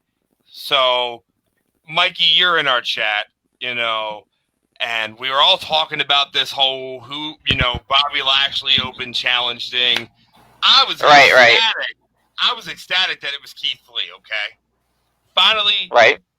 Mr. Limitless is back. I'm not mad that he lost in any way, shape, or form. That's not the match I'm pissed about. I'm pissed about that the NXT champion is beaten in 2 goddamn minutes. Bro, Yeah. you and me both. You and me, but you know what I didn't get that. I thought he was gonna route him like he did Ciampa in NXT, but that did not happen. I thought he was gonna get routed. I thought Hardy was gonna get routed, and then everybody be like, "Oh, who is this new cat?" And then no, it's feet on the ropes, 1, 2, 3. I'm like, what the fuck just happened? So here's what everybody's saying, okay? Because I'm paying attention to all the internet now. Like I literally since being on this podcast, it's really blown up. I literally like look everywhere. Internet went ape shit that he lost in 2 minutes. So a lot of people are thinking it's Vince McMahon taking a shot at NXT, saying we can give two shits about you. The other thing people were saying, it's the Vince McMahon going, guess what? I'm gonna have you come up here. I'm going to have you lose to Jeff Hardy in 2 minutes, and I'm going to see how you handle it. Which I could believe that. That's taking someone from a different promotion and coming up and having them lose. I could see that, especially what he does next. Or I could see that.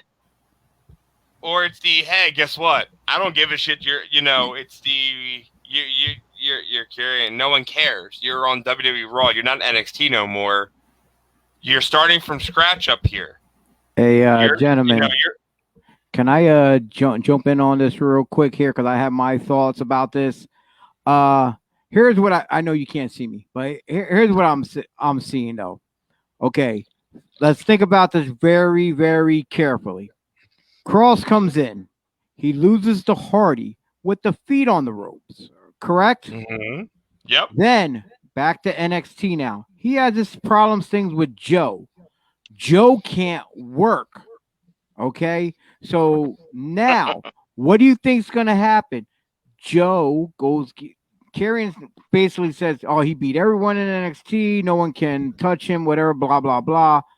Joe is not permitted to, go after Karrion because Regal told him, Joe, what are you doing? When you were in here, Karrion put his hands on the referee, the official Samoa Joe, not Joe who's supposed to be doing his other job. So I'm thinking they're going to bring Jeff Hardy to NXT on behalf of Joe since he beat him on Monday night and go after Cross. I don't think so at all. You don't see that happening? No. I think you're going to get Samoa Joe versus Karrion Kross. Because when you stop and look at it, okay, if they still originally signed Joe because they didn't want him to go anywhere else because of health reasons, because they didn't want him to, because he was already hurt already as it is. So, but then to do that thing with Hardy, it makes almost sense where, okay, well, we can push the angle where it looks like Joe is going to fight Cross, but at the end of the day, they're going to make it be Jeff Hardy since he beat him in that manner with the feet on it. Because it wasn't like a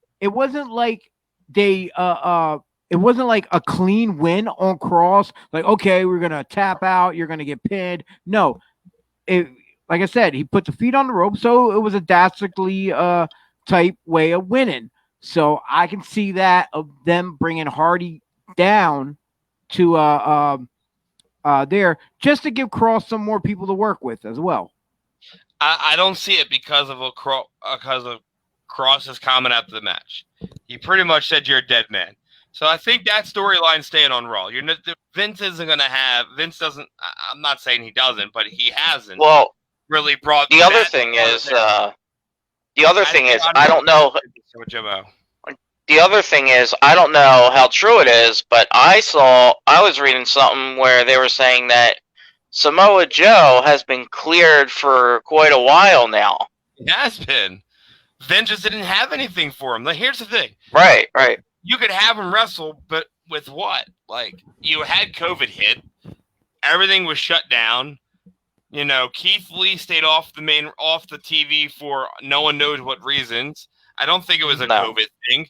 I don't think it was an injury. I think there was a creative problem back there.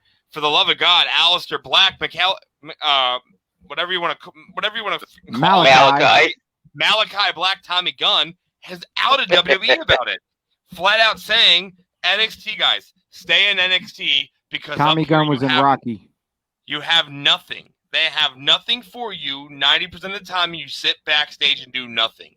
You know why you have nothing? And I'm not taking a shot at them, but I'm going to, You know why you have nothing is because you came up with nothing. You are doing something that Taker's already done, and I'm a big fan of the guy.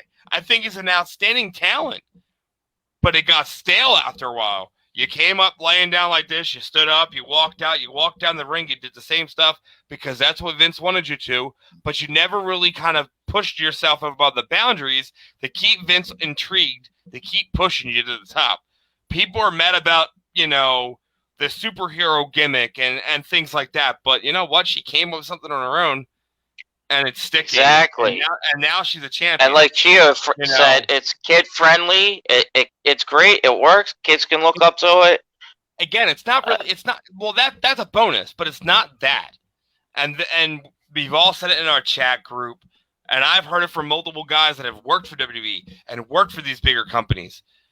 When Sami Callihan was down in NXT, they asked him to come up with a name multiple times, and he couldn't come up with it. And he looked at them all going, what the hell do you want me to do if you keep telling me my ideas are not good enough? That's the point. To keep coming up with ideas to make yourself relevant. If you can't get yourself more relevant, then you have nothing. Samoa Joe is a phenomenal and a killer instinct wrestler.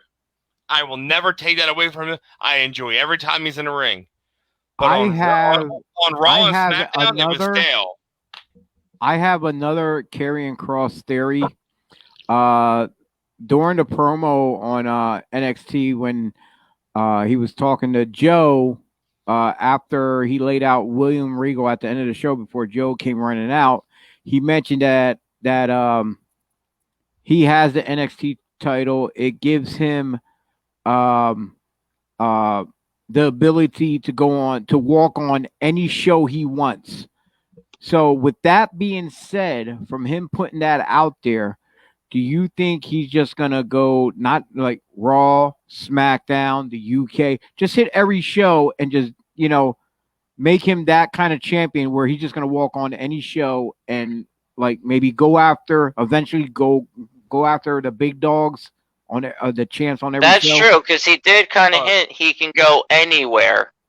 Look, he can, but in my opinion, unfortunately, Vince McMahon took some credibility away from him with that loss to Jeff Hardy. Yes, his feet were on the ropes. I get it, but you were built, and everybody's seeing all these other guys from NXT, like Finn Balor's and all them, are pissed off about this. That all these guys had a part to make this guy as big and as evil and as bad as he is. That's like taking Walter, right?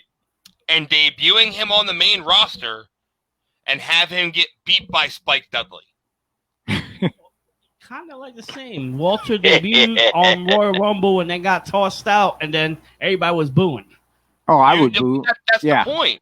Like, you take the credibility away. You're taking credibility from what you're building them to be. Yes, sometimes you have to take credibility away. When Brock Lesnar lost, that was his, he lost a little bit of steam and then he got it back. When Undertaker lost to freaking Brock Lesnar at WrestleMania, everybody was like, oh God, that's it. He's done. He's never coming back. And then he came back. Not as much steam as you would have thought of, but he came back. It doesn't matter when you lose. It's how you get him back to where you need him to be. He lost to Jeff Hardy, Jeff Hardy is a former champion. He didn't lose to somebody that was a nobody. They didn't do. That's the give and take on that. It's like, but we knew. Yeah. We knew. Okay, me personally, I said, okay, he's facing Jeff Hardy. So whether he wins, I thought he was going to go over. I said he's going to mark his stamp. I just beat a former world champion. Yep. That did not happen. No. So Jeff took over, and then boom, we're here. Yeah, like we're there. Like I'm hoping I'm waiting for the swerve. I really am. I know there's stuff going to happen. Like, where is he going to go next? He's going to probably show up on SmackDown now, but they made it as if it was his Raw debut. I don't think they should have announced that it was going to be his Raw debut. I think he should have just been like, Jeff Hardy goes out there and he's being interviewed, and then they go, hey, by the way, we're hearing in the words that you're going to actually have a match right now, and Jeff Hardy kind of looking surprised, and next thing you know is, bam, yes, a lot of us smart wrestlers and fans would have figured it out. That was who it was going to be. But that surprise factor would have been would have been nicer to see it that way than, hey, Karrion Kross is Ferris and Jeff Hardy. Why? Don't give me the way. Let me wonder who you're facing them. Because I love those surprises. Like, again, I bring up AEW for this. For the fact that Nick Gage magically is on AEW right now, I am proud and happy to see Nick Gage getting a TV opportunity for a major TV promotion. The dude did wrong. He paid his dues. He's paid his time. He's done the punishment. He's still living that punishment. He's trying to earn his stripes and show people you might go down the wrong way, but you can always overcome it and go back another way and make good on it. You know, so I'm happy for Nick Gage, and I'm hoping, let's be real, it's him versus Jericho, and it's going to be a great fucking match. Yeah. It's Jericho. Jericho's going to make that match everything you could possibly think of in whatever time frame they gave him. But it's a no-holds-bar. There's no rules. You're going up against a guy that really did stab someone in the throat and the jugular. Tear down the house with that match. You know, you really are going up against a guy that really did rob a bank and didn't have a face mask on and just did not give a shit. So, are you going in the ring with one of the most dangerous guys in professional wrestling, Chris Jericho? Yes, you are. Yes. But he's no New Jack, okay? he's no New Jack. He's the second coming of New Jack, but he's no New Jack. I would be more scared. I would be scared to get in the ring with either one of them. Unfortunately, no. As we know, New Jack passed away, so I'll never get that opportunity. Will I ever get in the ring with Nick Gage? Hell no. That's the thing I would say no to. No. Would I trust? What about Jericho? Yeah. Hell yeah. Yes. Fuck yeah. That's not even a loaded. You know, you're almost as dumb as Chucky on that question. Man. Speaking on Nick Gage, like that's a man. Yeah, he has his demons, whatever. But that's a man that truly loves professional wrestling. Like, if you're ever at a show with him, like, you come through that curtain, he's gonna tell you, "Good match, man." Like, yo, MDK for life. Like, he actually says that consistently, but he does. He does. And like, he's like always your hype man when you come through that curtain. And you could have a bad match and he'll still sit there and pick you up. Like, Nick Gage is an unsung hero in professional wrestling. Like I said, he might have his demons, he might have his past, but that man loves professional wrestling, and like, somebody like that is needed in each and every locker room. And it's a shame that there's not more like that. But, you know, Nick Gage is one person that will never be remade again. Like, that's a one and only person. Like, there's never going to be another Nick Gage. Like, no, inside the ring, outside the ring, whatever it may be. Like, he is truly something special. All right. So, the big topic, okay, we're gonna switch the roles now. You know, we've touched on every big topic that's going on in the past 7 days. That's the best part. So now we have some opinions here. I gotta find the post. There it is. We brought it up with Ryan Vox in the room. We posted in our private chat group for Devro Sports. So there was a Facebook page called the Pro Wrestling Lounge. If you're not a fan of Pro Wrestling Lounge, please go on Facebook, Pro Wrestling Lounge. It's all about wrestling. They randomly post questions. People ask random things. Some are stupid, some are great. But all in all, it's a good, fun time on that Facebook page. Again, I did not get asked to plug that. I'm just going to randomly plug crap throughout the night. So someone goes, answer this the best way you can. And I know how y'all are.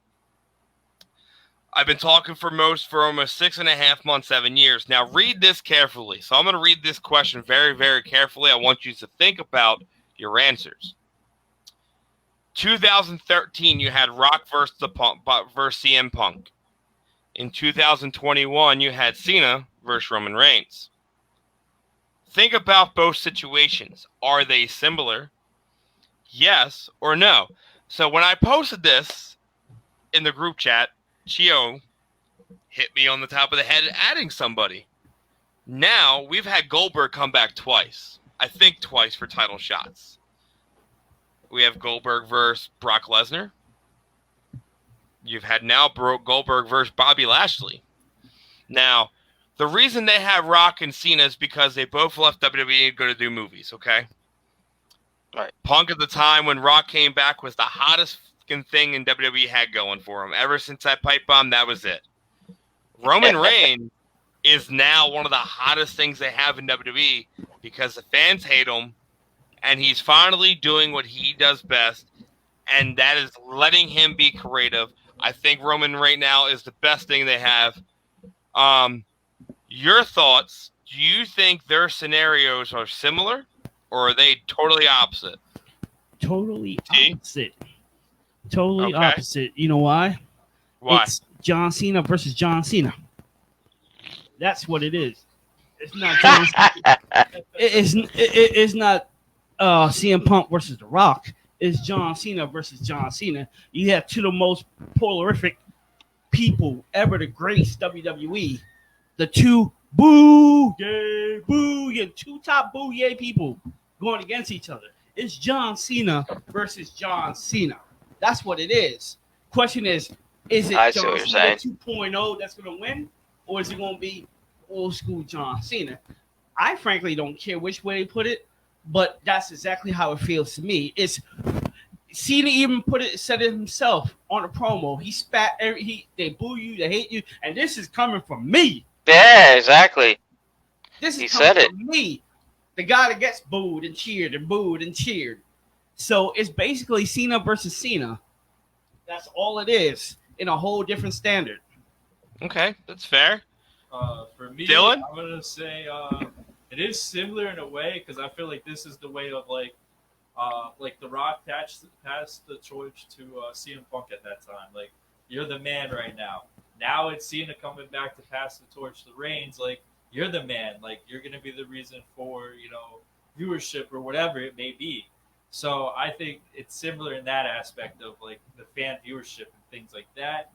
But it's also very different. And like The Rock was also much older when he came back, and Cena, he's still very young. So I don't know, but I say it's similar in the aspect of viewership. Okay, Mike. Yeah, well, I kind of agree with right. It is kind of like Cena versus Cena because they both get the same reaction of boos and kind of like that. But I think Reigns is actually, as you said, is getting the reaction that that he wants as a heel. Like everybody hating him, wants to see him go down. We know that that's not going to happen. We know that Roman Reigns is going to go over. At least that's what I'm pretty sure they're going to keep him as head of the table. So Who knows on that one? So, Chio, do you have an opinion on this one? I know you can't see Chio, but he does have the earpieces on and a microphone. I am in the control room, which what it basically is I'm just sitting right across from the two knuckleheads at the table. What's your thoughts on this one, Chio? I don't see it as a passing of the torch or anything like that. Cena's just back. He came back from Hollywood, and he's just Vince's golden boy. He's his golden goose, like how Hogan was in the 80s and the early 90s and stuff like that. Think about it. Hogan went away. He did No Holds Barred and stuff like that. And, then he was doing other TV shows. He had guest appearances on the A-Team and stuff plenty of times and this and that. So I just see he's just rehashing what Hogan did back in the 80s. That's all it is. It's just he's just a golden goose right now. Yep. I really don't see it being superstar coming back from Hollywood and it's supposed to be a big limelight type battle that which if they were going to do all that they would do it for Mania. With him coming back so soon like this, I don't think it's going to happen. I think they could have hyped it where he might be coming back, or they could have saved it where he was the surprise entrant in the Royal Rumble, win the Rumble, and then do Mania. I can see that being the whole, the whole thing, the shit they did before in the past. I understand that. So I don't think they're similar at all, and here's why. You had Rock versus Punk, okay? Punk being the hottest guy on the business, he kept dropping the hints that there is nobody in WWE, past, present, or future that could beat him. Cue the Rock's music. Made it pretty clear that's who he wanted.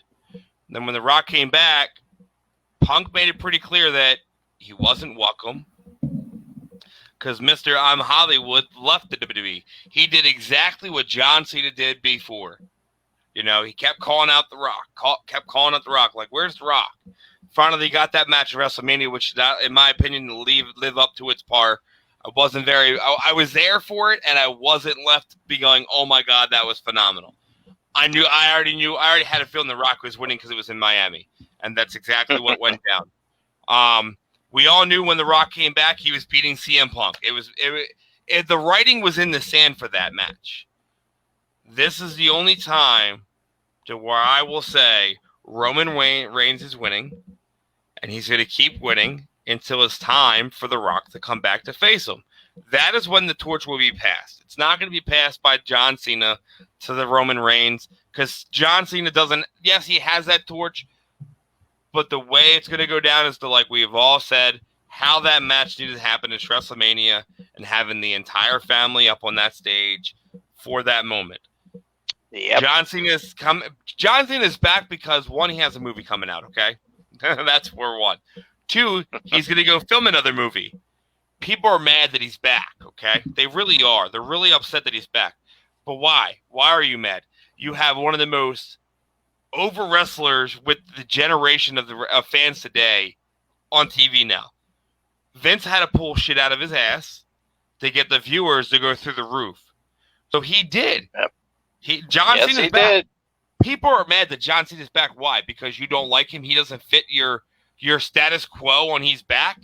I think John Cena is a phenomenal wrestler. I think he's a great entertainer.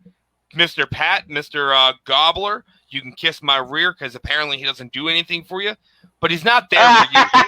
Unfortunately, he's not there for you. John Cena is there to do what Vince McMahon is needed, and that is to help Roman Reigns be that guy. Right. Take over. John Cena's not going to be wrestling for that many more years. John Cena's back. Yes, he says he's not going to go anywhere soon. John, you have another movie you need to film. You have to leave again.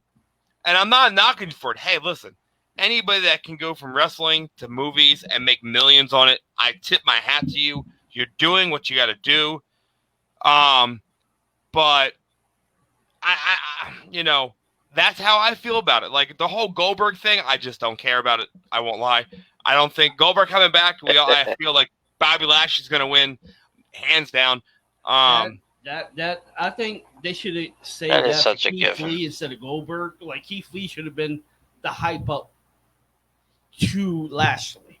Like instead of having Keith Lee come out and job out or whatever, work Monday, he should have been the hype up screaming, "I'm next" instead of Goldberg.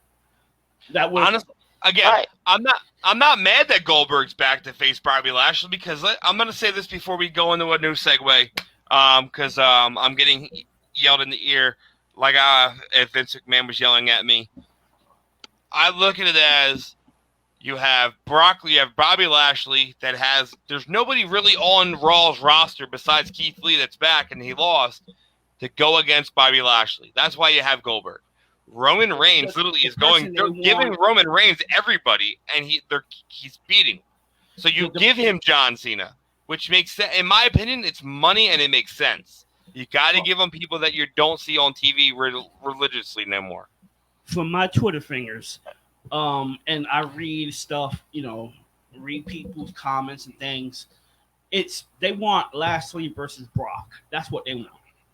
They want Lashley versus Brock. As for Cena and Reigns, I think Cena's going to come in and got 17 under wrap, but he's going to lose it right back to Roman. He's going to break flares and lose it to Roman, and that's what I'm all with what you're saying because I thought that was going to be it with The Rock and who's the head of the table.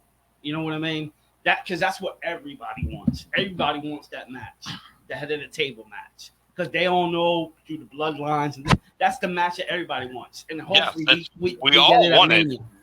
Like all fans want that. Like, and if a fan tells you no, slap him upside the back of the head, throw him into the river, throw him into a dump, do something violent. No, I'm joking. Don't do anything violent, people. My God, you weird. You know what, guys? Speaking but we got to of, segue in. I was about to get to it. I was going to it, Chio. I was gonna say, speaking of head of the table. I was getting it. I was going. Now you killing me. Go ahead. I'll let you take it. Go ahead. Run it. So listen, throwing people and doing things and beating them over the head, Mike. It is all your time, buddy. So, yeah. So you know what? Let me start by saying to those two guys that when people listen to Devereaux Sports, they want to hear sports, not amateur hour. Okay. Two.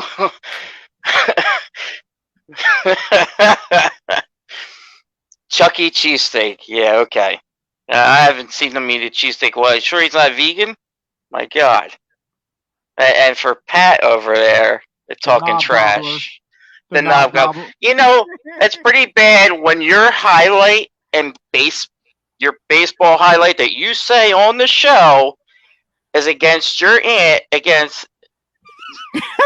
wasn't even a baseball. It was a shuttlecock that they used in badminton, and he didn't even run bases.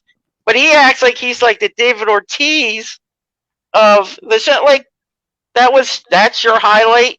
You hit a home run off your aunt, and it wasn't even legit baseball. Come on, guy. So T and we Dylan, are real quick, Mike. We are a brand show. Yeah, we are. D and Dylan. Listen. So his one brother decided, like we said in the beginning of the show, decided to take a shot at us because Chio is calling this the best Bernard brother out of the group. So his brother, he's the real Bernard. Okay, the real Bernard out of the family. So his brother Chucky decided to take a shot at us all on Devereaux Sports on one of their episodes. So this is one of those. If you want to feel froggy, y'all jump because we will all jump. Like, exactly. Dylan, you're not as froggy as all of us, but we are all froggy. Like, listen. I love all of our Devereaux Sports guys. Like, don't get me wrong. It's all love and fun. We're all picking on each other. But absolutely, don't call yourself the A show when you're not the A show because we are all part of one show and one brand. So, exactly. With that being said, we're all the A shows. We all have our own stuff to talk about. We have our own spots and segments. But if we're going to go down that road, I will make it my mission to make this show not just the A show, but the show on every show. Ooh, that rhymed and sounded good too, and that was just off the top of my tongue. That sounded great. He just freestyling. Yeah. He got bars. He's freestyling and profiling. Oh yeah. I don't know if it's the alcohol that made me sound smarter, but oh yeah, people out there, if you want to represent Breakfast and Body Slams to the fullest, check it out. Go on to bodyslams.pro, click on the merchandise page where we actually have two merchandise pages on there. There's link 1 and link 2. Go to shop number 2. You can get 2 different designs of Breakfast and Body Slams off that page there of 2 different kind of shirts. How sweet is that? I believe we got mugs and some other stuff on there too as well. So yeah, Breakfast and Body Slams, the prime show of Devereaux Sports. Ha ha! That's right. So, but yeah, you know what, everyone, thank you for coming on. I want to thank Ryan Vox once again for being here. Dylan, the wallflower who didn't have much to say tonight. He's just sitting there like a schmuck. But we love you, Dilly. He's going to be at Hamburg too, so everyone can go out there and get his autograph, shake his hand, smack him on the ass or whatever. That might be man, sexual harassment if you or assault if you hit him on the ass. My man T.Reyes is holding it down for Catch me. at NYRDG High Guy. That's HIGUY Twitter. My Just obnoxious fuck there.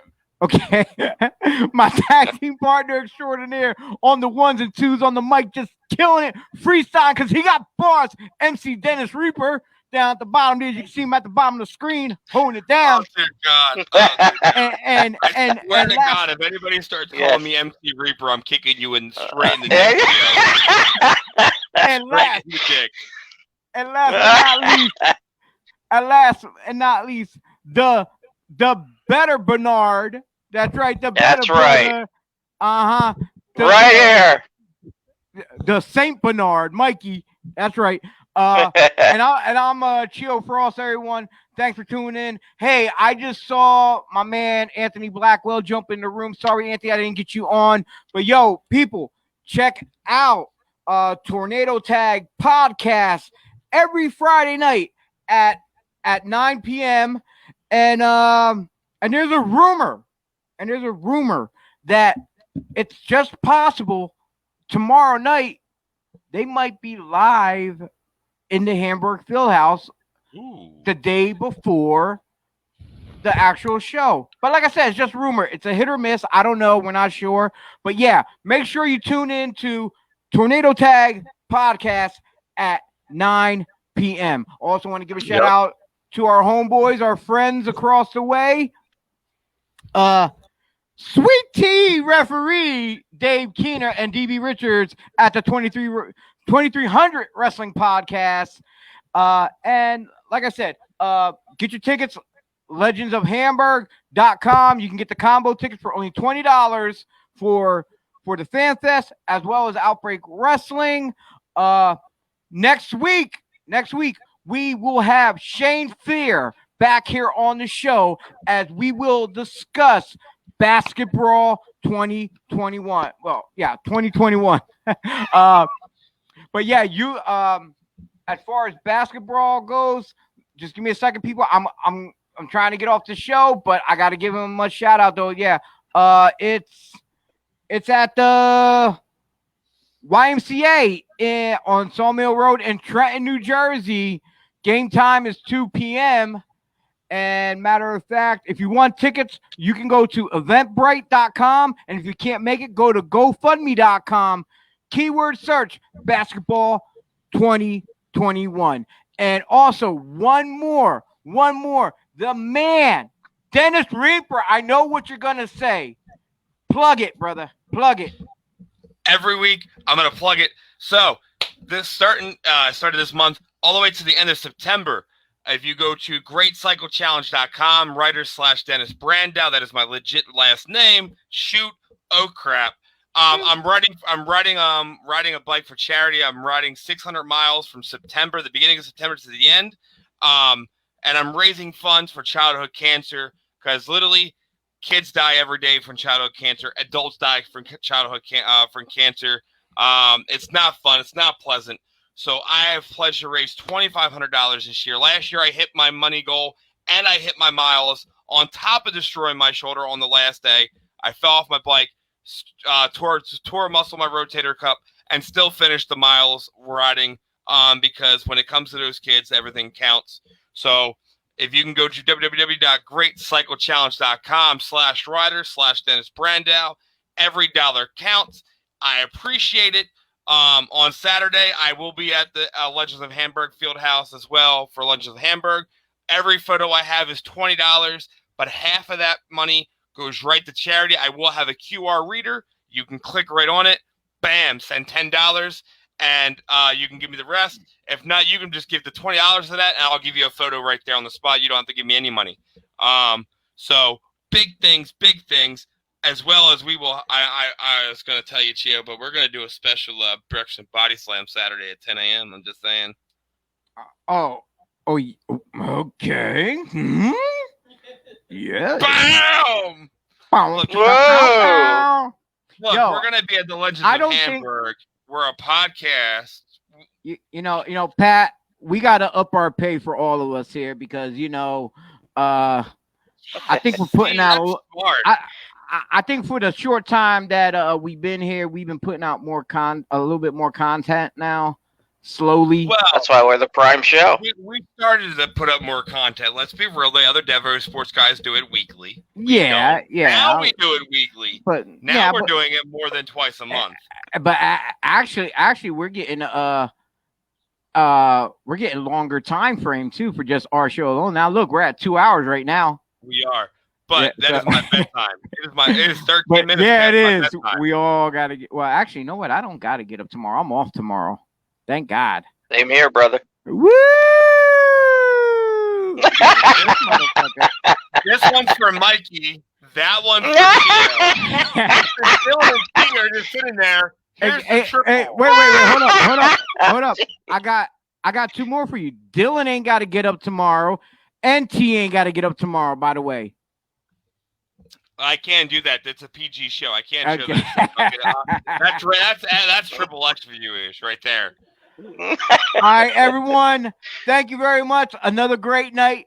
Next week, like I said, we got Shane Fear here once again. Dylan, T, Mikey, Dennis, myself, Chio. Once again, thank you, Ryan Vox, for coming on. We'll see you all next week here on Thursday Night Slam. And one more time, if you don't know what Outbreak is, this is Outbreak.